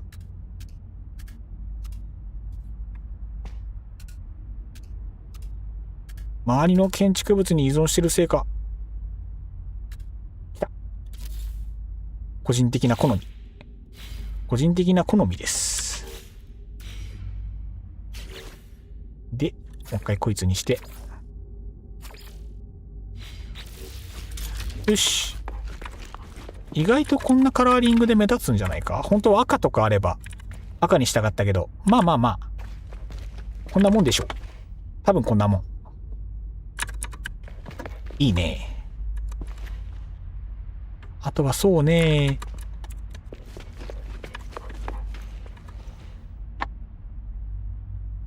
喫煙所の中を明るくしたい気持ちはあるが、やべえ、俺も腹減ったな。マジでどうしよう。腹が減って悩ましいね、すごく。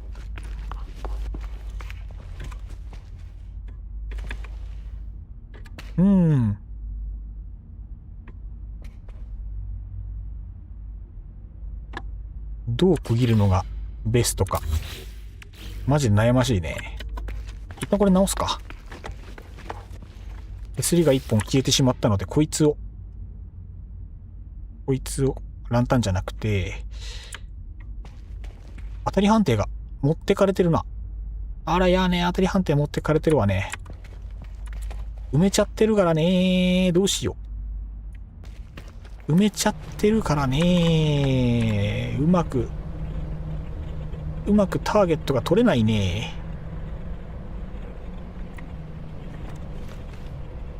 あ、今一瞬いけた。君に決めた。よし。で、これが、この辺に来てほしい。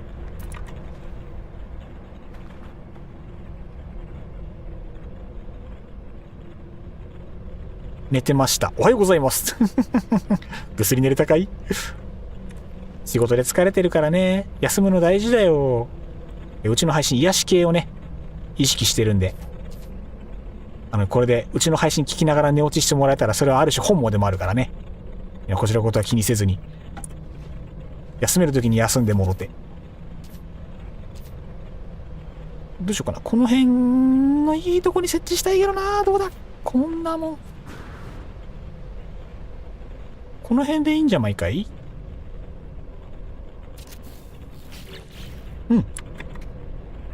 まっすぐなんじゃないでしょうか、多分。いいでしょう。よし。あ！危ねえ、落ちるかと思った。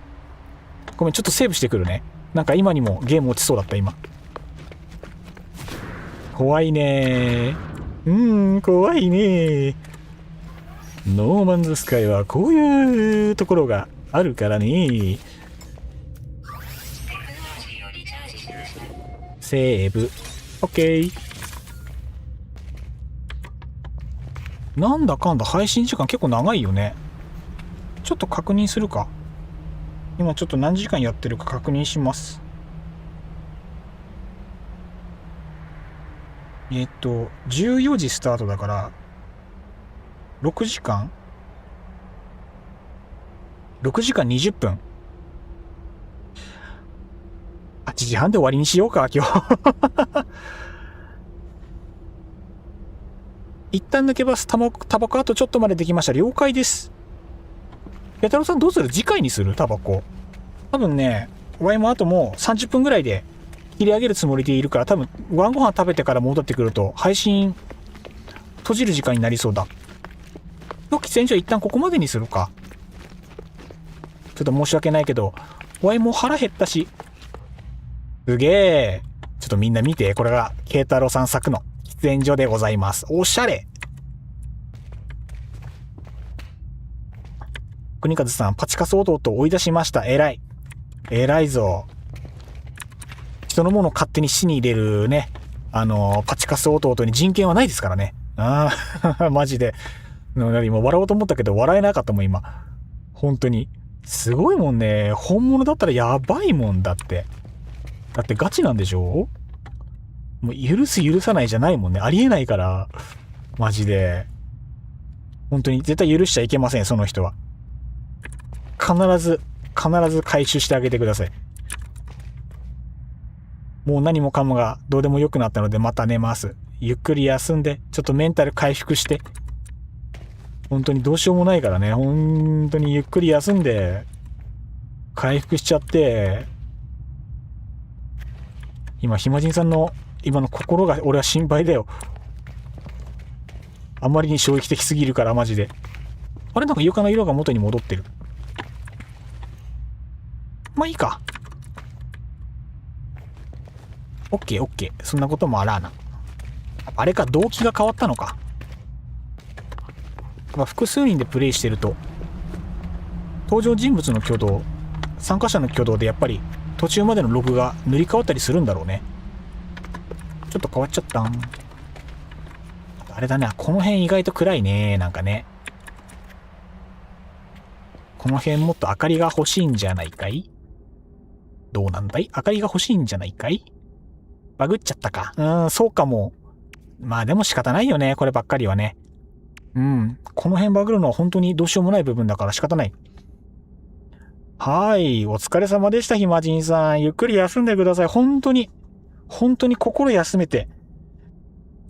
いや、Y だったらね、Y が同じことされたらね、多分実の兄弟でも、なんか言葉悪いんだけどね、ぶち殺してると思うの、マジで。Y の実の兄弟だったら多分金額も金額だしさ、多分我慢できてないと思う。拳ブンブンだと思うよ。確かにそこは逆に暗い方が良かったりするかも。確かにね。この場所ね。言われてみればそうかも。その方が夜景とか綺麗だからね。いいね、そうしよう。ここはあえて暗い方向で行こう。間接照明と植物はいるからね。ほんのりこれで明るくなるだけでも全然空気違うからね。それで言うとやっぱりちょこっと足元灯が欲しいかな。明るくても嫌だけど足元暗いのも嫌だからな。難しいとこだな。取り返すのはまた今度にしてください。パチンカス相手にね、なんだらかんだらするのもね、とにかく体力使うからもったいないから、そんなのに体力使うのがね。今は一旦休んでください。ぜひ、ゆっくりちょっと、心を落ち着かせて。無理しないようにしてください。本当に。本当大事件だよ。ありえないもん、そんな話。ね。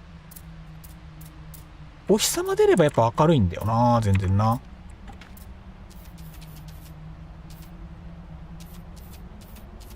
これ埋めよ。これ埋め込も。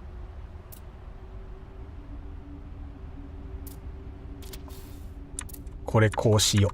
こうしたら、ベンチのとこだけ明るくていいかも。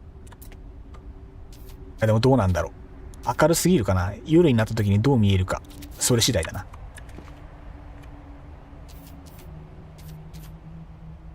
この感じで。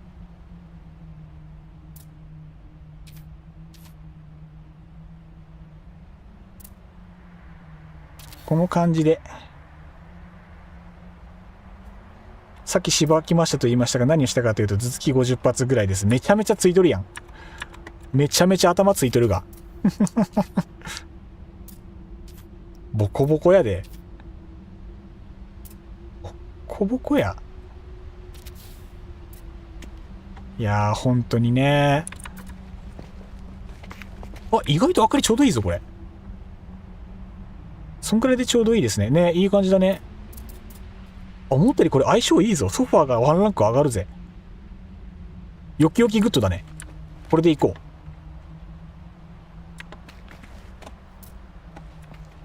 う。マジでさ、シャレならんで。金の問題はさ、しかも、Y がおすすめして、そんなことより景観良くなりましたね。ね、でしょ？すごくいいでしょ？ちょっと明るい話題を。すごくいいでしょ？いい感じだと思う、すごく。カメラで太陽の位置変えてみたら、いいね。やろう。これで、太陽と月。これで、ちょっと待って。Let's Camelo。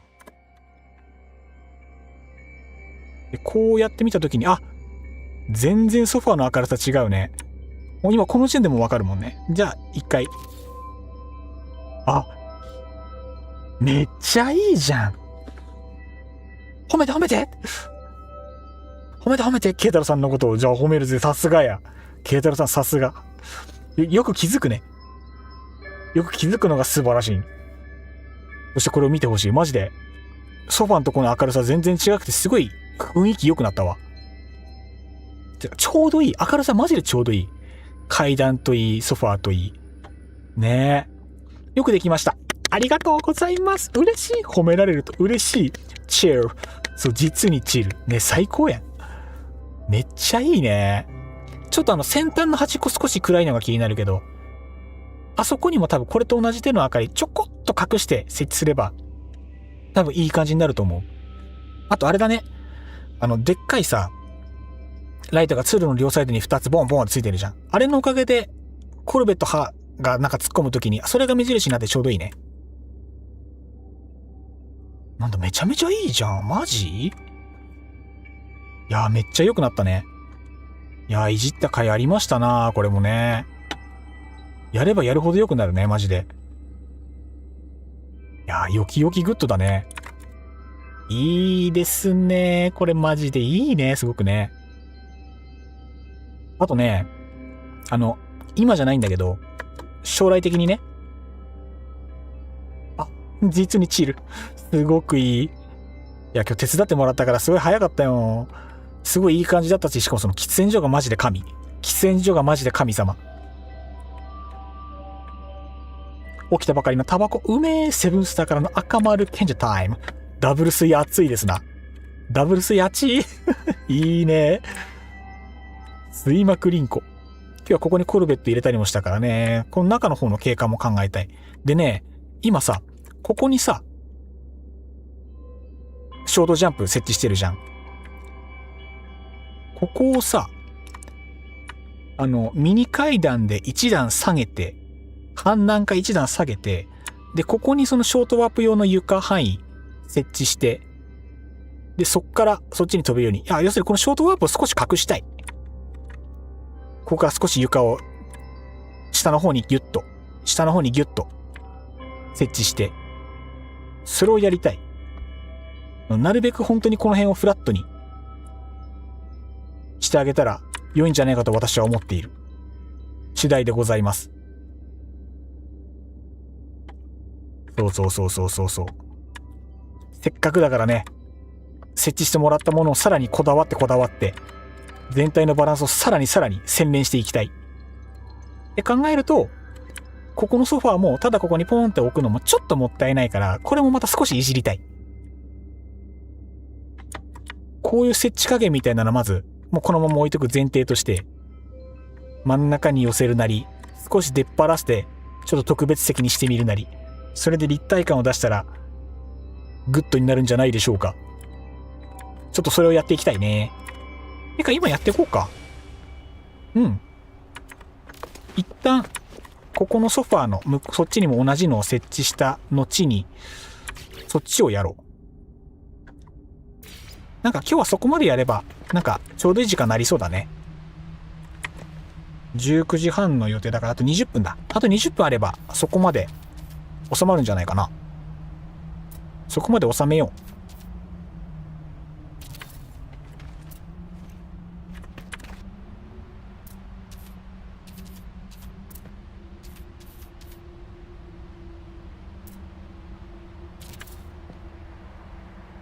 う。いしょい。いしょい。いしょいしょいしょいしょい。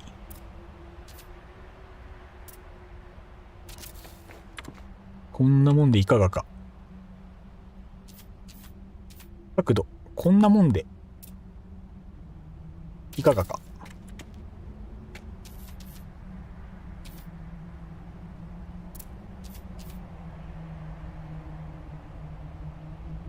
おっ。ギリ埋めであたかもソファーの一部であるかのように演出したい。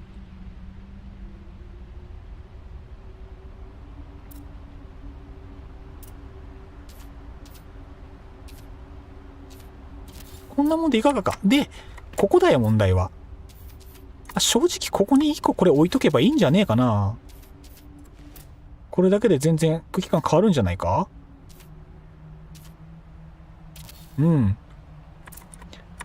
うちの騎士の外観よりいいですね。そうっすか？褒められて悪い気はしないですが、イマジンさんの騎士もまだ見に行ってないですね、そういえばね。いずれ見に行きたいって言って結構もう長い時間が経ってしまった気がする。こんなもんかな。うちのは豆腐ですから。豆腐建築か。豆腐建築。いずれ見に行きますからね。お覚悟。いずれ見に行きます。お覚悟。いいね、やっぱりソファーに明かりつけるだけで全然空気変わるね。グッドグッド。本当は階段のこの辺もちょこっといじりたいけどね。手すりとか。あんまりこの辺いじっても大変だけどね。この辺も切りなくなっちゃうから。この隙間とかもね、よく言えばなんかうまいこと埋めたい気持ちがあるけど、難しいからね、シンプルに。難易度の問題。ちっちゃいポスターかなんか貼って、なんか立体感出してあげるのも全然いいけど。そうね。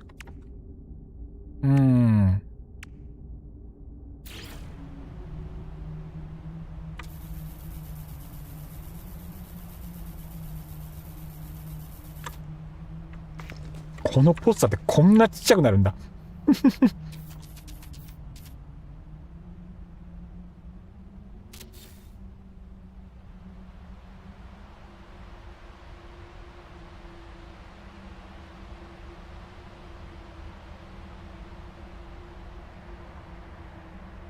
もっと近くで見るか。カメラを。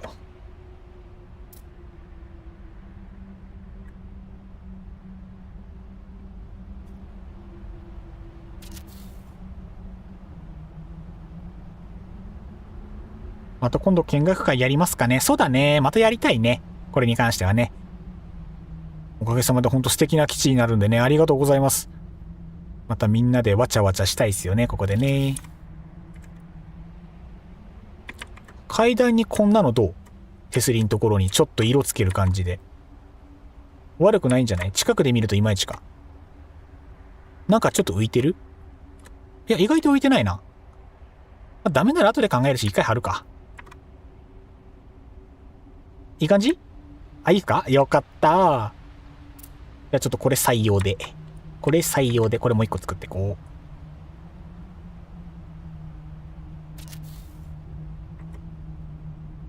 う。よいしょい。くっつけるべきかずらすべきか。こんなもん。こんなもん。よし。まあまあまあまあまあまあまあまあまあまあ、悪くはないのではないでしょうか。そんなに悪くはないと思うけど、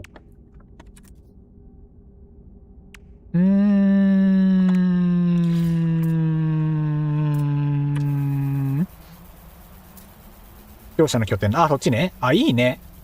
今までみんなのコルベットいっぱい見せてもらったから、今度はみんなの拠点を見せてもらう回は確かにありだね。それいいわね。それやりたいわね。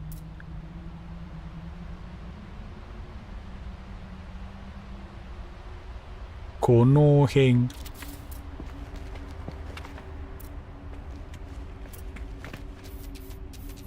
からの。この辺。なんか結構直接的な置き方になっちゃったけど、まあ。まあ。あ、いいじゃん。手すりのとこになんか明かりがある感じで。なんかあれ設置すると下のポスターが逆に気に食わなくなってくるけど、一旦いいことにしよう。一旦あれはいいことにします。で、残り時間が15分。で、あそこのショートテレポートを少し場所をいじります。どっちかというとメイン拠点の紹介みたいなね。いいですね。メイン拠点の紹介良きですな。お家というかね。お家はね、みんなのこだわり光る部分だろうから、それは確かに見たい。非常に見たい。この階段だと長いんだよなという絶妙な。配置で言うとここなんだよな。配置で言うとここで。で、このぐらいの段差があると多分そんなに目立たなくなると思うんだ。これ向きどうだ？横向きでいいか。よし。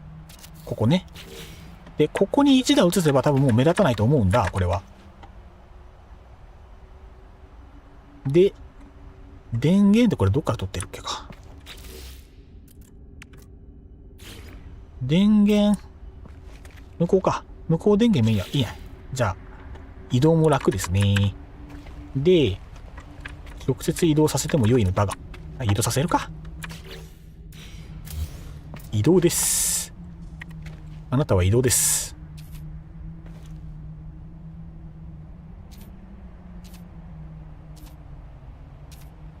こんなもん。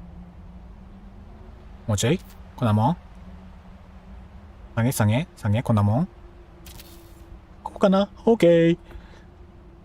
メイン拠点完成した時動画撮って X に上げたりしたな。いいね。反応もらえるからやっぱ楽しいよね。良きじゃん。非常に良きや。どうしよう。なんかせっかくここにテレポートわざと隠すんだったら少しそこも飾りたい気持ちになってくるな。いやマジで終わらんな。どんどん飾りたくなっちゃう。いやーねー、職業病ねー、まったくね。まあ、一旦こんな感じでね、サクッとね。ちょっとつまんないけどどうしようかな。ちょっとつまんないんだよな。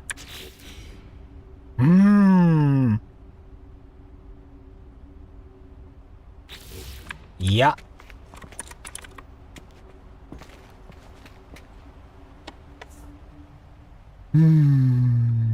悩ましいな。すんごく悩ましい。どうしよ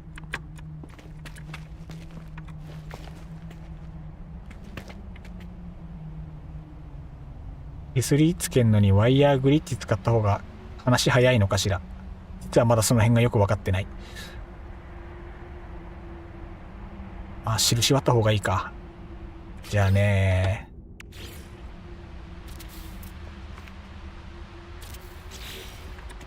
で、これに、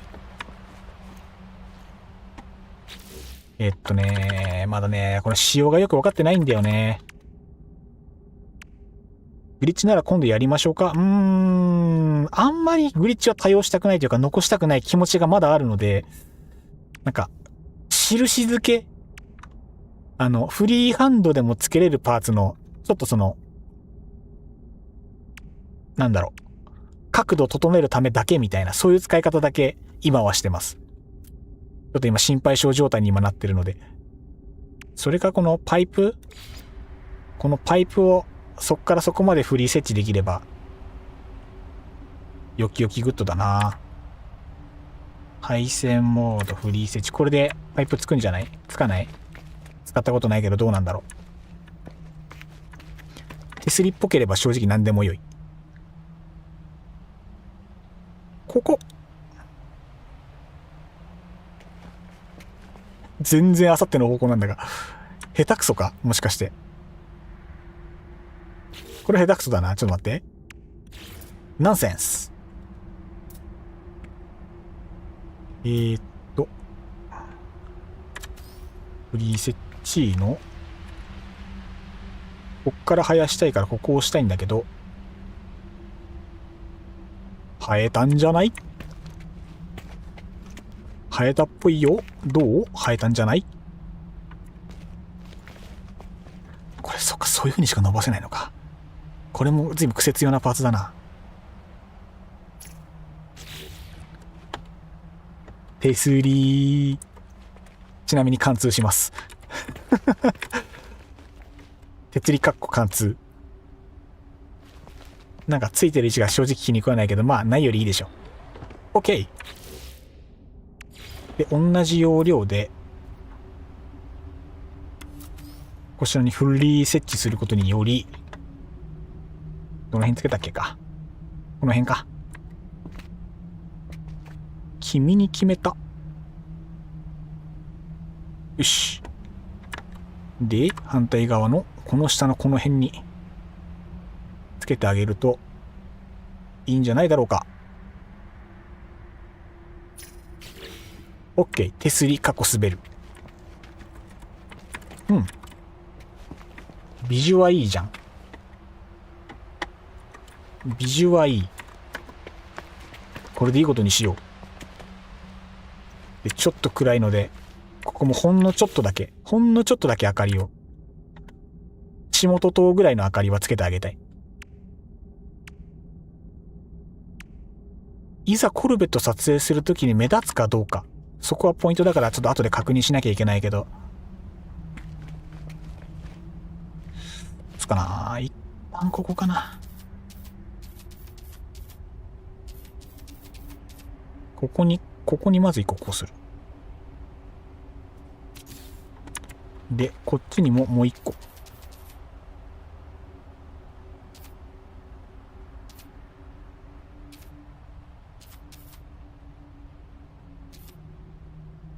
こうする。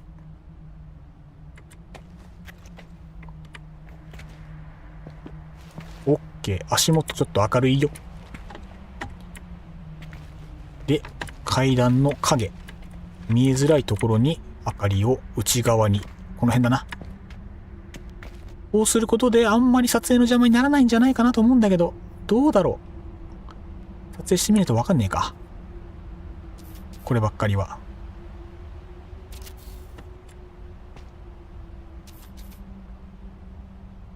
ん？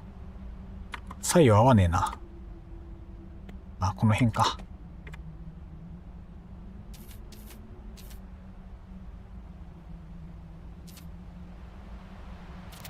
なんか動くな。すごく。よし。うん、いいね。この感じの明るさがあれば、こっから見たときに、そんなに目立たんけど、あそこにあるなってのがなんとなくわかるでしょう。良いのでは？ちょっと手すりの存在感気持ち強い気はするけど、まあまあまあ一旦仕方ない、いいことにしよう。じゃあ配線つなごうか。配線つなごうか。電源もつなごうか。これとでラインをねえ君、ラインやってる？オッケー。グッジョブです。結局これどこにも繋がってないよな、これな。実はね、繋がってないんですよね。一旦良いのではないでしょうか。いいね。ちょっと存在感強くなっちゃったけど、一回あれだね。コルベット。ああ、ポップコーンのバラバラになった部分だけ残ってるのかっこもの。うめえ飯してる。新しい飯してるやな。これうまいんだよな。歯にめっちゃ挟まるやつね。背徳の味だよね。あれ最高にうまいんだよな。味も凝縮するからね。余計に美味しい。あー、飛びすぎたーい。はい、着地。はい、着地。よいしょ。本当は搭乗口もう一個欲しいよね。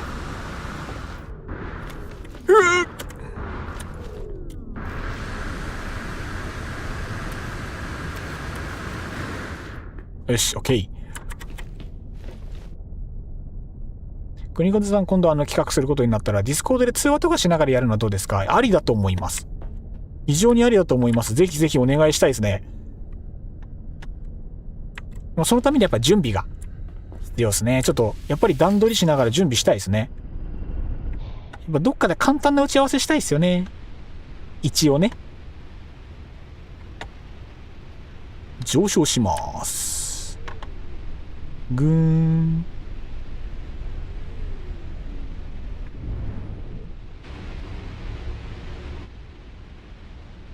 基地真下か。全然違ったわ。そこだね。よし、じゃあ入場しますか。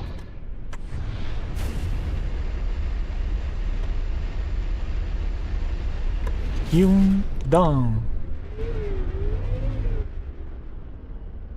いいね。やっぱガラスで貼ってるからすごい目立つね。あ、せっかくだからこっちから来よう。パンダさんが設置してくれた指針を頼りに。ディエさん、こんばんは。こんばんは。こんばんはでございます。ありがとうございます。いやー、ディエさん間に合いましたね。今回、こちらの配信、残り4分でございます。本日の国活の配信、今日は残り4分でございます。ご来場ありがとうございます。今日はなんとですね、もう14時、15時前から配信スタートしておりまして、ギリギリセーフ。いや、ほんとそう。ギリギリ間に合いましたな。で、今拠点の方がですね、撮影拠点の方がだいぶカスタム進みましたので、でもそのカスタムの状態をちょっと目視で確認したくてね。仮に Y のコルベットちゃんを入港させるところでございます。ふよふよふよふよと。上昇したー。ずれた。ずらした。運転下手かも。でも多分この辺かも。はいっと。到着。さあ、着きましてございます。ありがとうございます。で、こうして、はーい。さあ、カメラさん出番です。診察で待ち時間4時間かからなければ、悔しいやつ。それは悔しいやつですな。ちょっと前出ちゃったね。こんな感じでございます。よいしょ。あそこが、目立つね。ちょっとだけ。ちょっと目立つね。DA さんにも先にそっちを見せなきゃいけない。前回、DA さんに建築していただいた部分、いろいろ改修を加えまして、最終的にこんな感じになりました。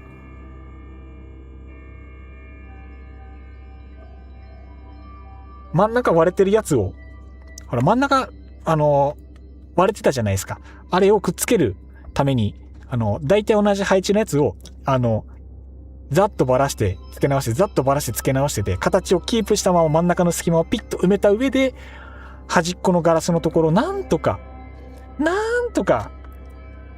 ぴっちり綺麗に収まんないかなと試行錯誤した結果、いい感じに収まりました。こんな感じです。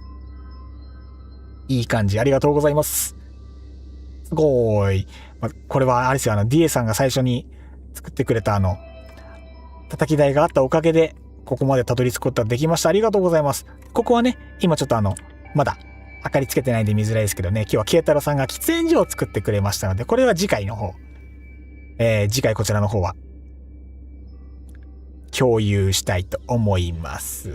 次回の配信お楽しみにでございます。あとはですね、こちらの方、ちょっと今カメラで中入れるかな？安心と信頼の喫煙所。そう、大和型コルベットで入港してみたいな。ねえ、素晴らしい。入ってほしい。大和型で。折り返しはしません。一度入り始めたら、スー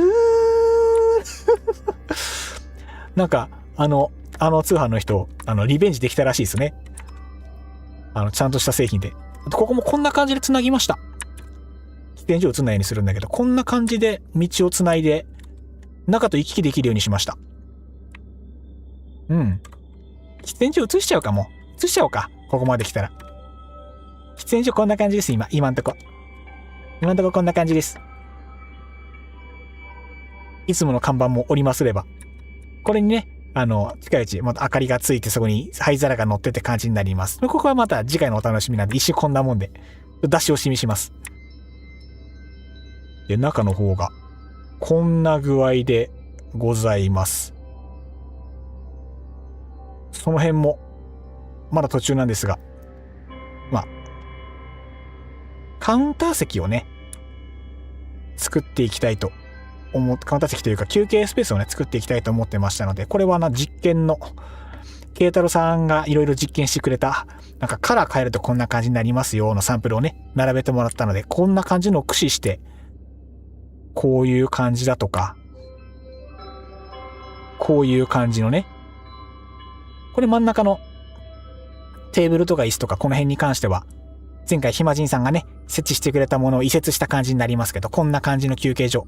で、カラーリングを4つ全部変えて1箇所、2箇所、3箇所、4箇所、スペース設置する予定でございます。ねえ。華やかでございます。ね、びっくりでしょ？こんなに進んだの。あ、そうだ。この明かりもね、他のとこにも設置する予定なの忘れてた。これもやっていきたいですね。30分過ぎちゃった。時間過ぎるの早いね。ギコはしません。一度入り始めたら、スーそう、それ。有名なね。かの有名な。こんな感じでございますよ。で、あれですね。いいですね。ありがとうございます。この辺がマジでいい感じなんですよね。前回設置してもらった。この辺のベンチとかは、これ、龍樹さんでしたっけか？確か。こういう感じに設置してもらったやつをね、そっち側の方にも増設しまして、で、ソファーの手すりのとこにも、絶妙に明かりを設置したことによって明るさを確保して、手すりのところにもね、ちょっと工夫を凝らしてね、ちょっとパッと見ビジュアルが良くなるような感じにいたしました。なんかあれだね。赤の光が下から入るとなんかすごいいい感じに見えるな。あ、赤い光入るとすごいいい感じに見える。これ下にランタン隠すか。下にランタン貼り付けたらここの手すりなんか風合い変わりそうな気がする。これちょっと後で考えてみます。といった具合でございます。あとはね、ちょっと気になっていた、ここのショートワープ、隠したいなと思ってたところ、少し一段下げて、設置しました。ここから、あと雑談しながら2時間やるんですね。やめろやめろ本当になりそう。上から横から下からコルベット見放題ですね。ほんとその通り。ほんとその通りなんですよ。写真撮るときに被ってた部分とかも一段下げてみたりとかね。そういう工夫も凝らしたので、そのうちこの辺のライトもね、ちょっと高さ下げてみたりとかしたいなっていう。高さをね、そこの花よりも低いぐらいの高さで全部均一にできたら素敵だなと思うので、ちょっとそれもね、考えようかなとは思ってました。ちょっとずつね。ちょっとずつちょっとずつ。まあでも、今回こんな感じでかなりうまく収まったんじゃないでしょうか。火の温かみ。そう。赤色はポカポカするカラーだからね。その通りでございます。今暫定でこんな感じですかね。いいね。だいぶ良くなった。やっぱり障害物というか、出っ張ってるもの減らしたから、なんか空中にワイヤーグリッチいるんだけど、そこに。なんかここにワイヤーおるんだけど、これ後で撤去します。なんか見つけちゃったわ。凹凸減ったからだいぶ。奥の花結構存在感あるな。遠くだからそんなか。結構いい感じなんじゃないでしょうか。うん。あたた。見つかってしまったか。見つかっちゃったか。あれか、もうちょっと高い位置にコルベット入稿した方が下のアングルは取りやすいか。入稿するときにやっぱ高さ3段階ぐらい欲しいかもね。あんま目立つとあれだけど。難しいね、そこは。でもまあ、だいぶいいんじゃないでしょうか。いいね、だいぶね。やっぱ前に出しすぎたな、コルベット。難しいね、やっぱ。でも、だいぶいいね。だいぶいい感じだと思う。イケメン角度いいでしょう、すごく。今度参加できたらロブスター型コルベット並べてみます？いいっすね。いいっすね。良きだね。すごく全部良きだよ。良きだ。待って。新しい角度生まれたんじゃないこれ。こうして、こうすることによって、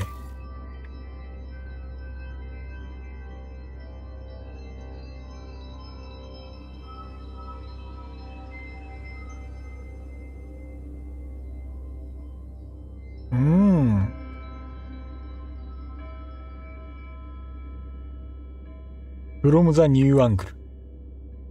そう。おじさんこういうのもありだと思うの。正面いいじゃん。正面いい感じじゃん。これだと角度もうちょい下げてもいけるな。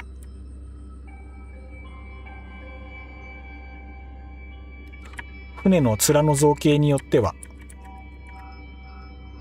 良きかな、良きだな、良きでしょう、良きでしょう。これだともうちょい体上げた方がいいな。こんなもんかな。今日ビーチいいじゃん。それっていいじゃん。やっぱライトがでかいけど、やっぱライトでかいんだよな。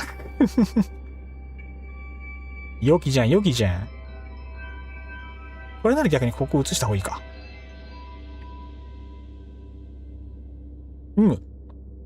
コルベットの位置をもっと高いとこに止めればいい感じ。影も見えていい感じ。ね、いい感じですね。これもなかなか。真正面の方がいいか。これなら。ライティングは3つの体にお任せするのもありですね。確かに。一番当初のスタンスが確かそれだったですもんね。太陽がいいからこれバックにして撮りたいっていうのがことの発端だと思ったんで、それは非常にあり。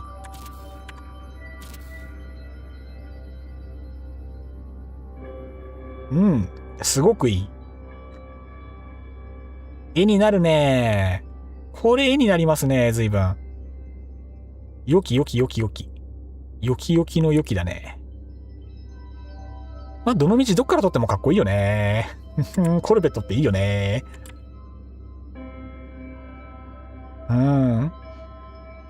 ここで一句読みたい。中二病全開や。光の輪が出てるのがさらによきよき。いやー、よかったぜー。あ、ひまじさん、そうね、時間っすよね。国和さん、お疲れ様でした。さてと、自分は騎士作りで温泉作りを再開しますか。いずれ見に行きますんでね、よろしくお願いいたします。楽しみにしております。よし、じゃあ、こんな感じになりますが、この辺りで、配信の方は終了したいと思います。いい感じのところで、いい感じのところで、いい感じのこんなもんで、今日ビーチいいじゃん。それ言っていいじゃん。こうだなこうだなこうだなこうだな。いい、収まらない。これでいいか。じゃあ、この絵で今日の配信は終わりたいと思いますれば、一応少し撮っとこう。パシャリンコ。今日写真全然撮らなかったな。なんだかんだ言って。まあ、建築会だったからね。次回のサムネ決まったV チャ先の方になりそうだから、国数ホームワールド計画を練りたい。何？ホームワールドを作ってくれるの？楽しみになっちゃう。すごく楽しみにしちゃう。じゃあちょっと期待して待っております。いや、嬉しいな。写真飾れるフォトフレームとかも欲しいよね。はい、DA さんありがとうございます。お疲れ様です。高評価ポチ、ありがとうございます。皆様ぜひ高評価ポチお願いしますね。ありがたいな。じゃあ今日の配信はこれにて終了しようと思います。皆様、お疲れ様でした。今これからご飯食べますんでね。じゃあ皆さんゆっくり休んでね。みんないい夢見ろよ。さすが DA さん来た瞬間ポチっての完璧。さてと自分の基地へワープ開始。いってらっしゃい。国数集会所的なのを国和さんと相談しながら作りたいです。最高。いや、マジで欲しい。VR チャットのワールドで専用の集会所。ね、一緒に作ろうね。よろしくお願いいたします。じゃあ、お疲れ様でした。バイバーイ。いい夢見ろよ。ご飯ちゃんと食べるんだよ。ポチッとな。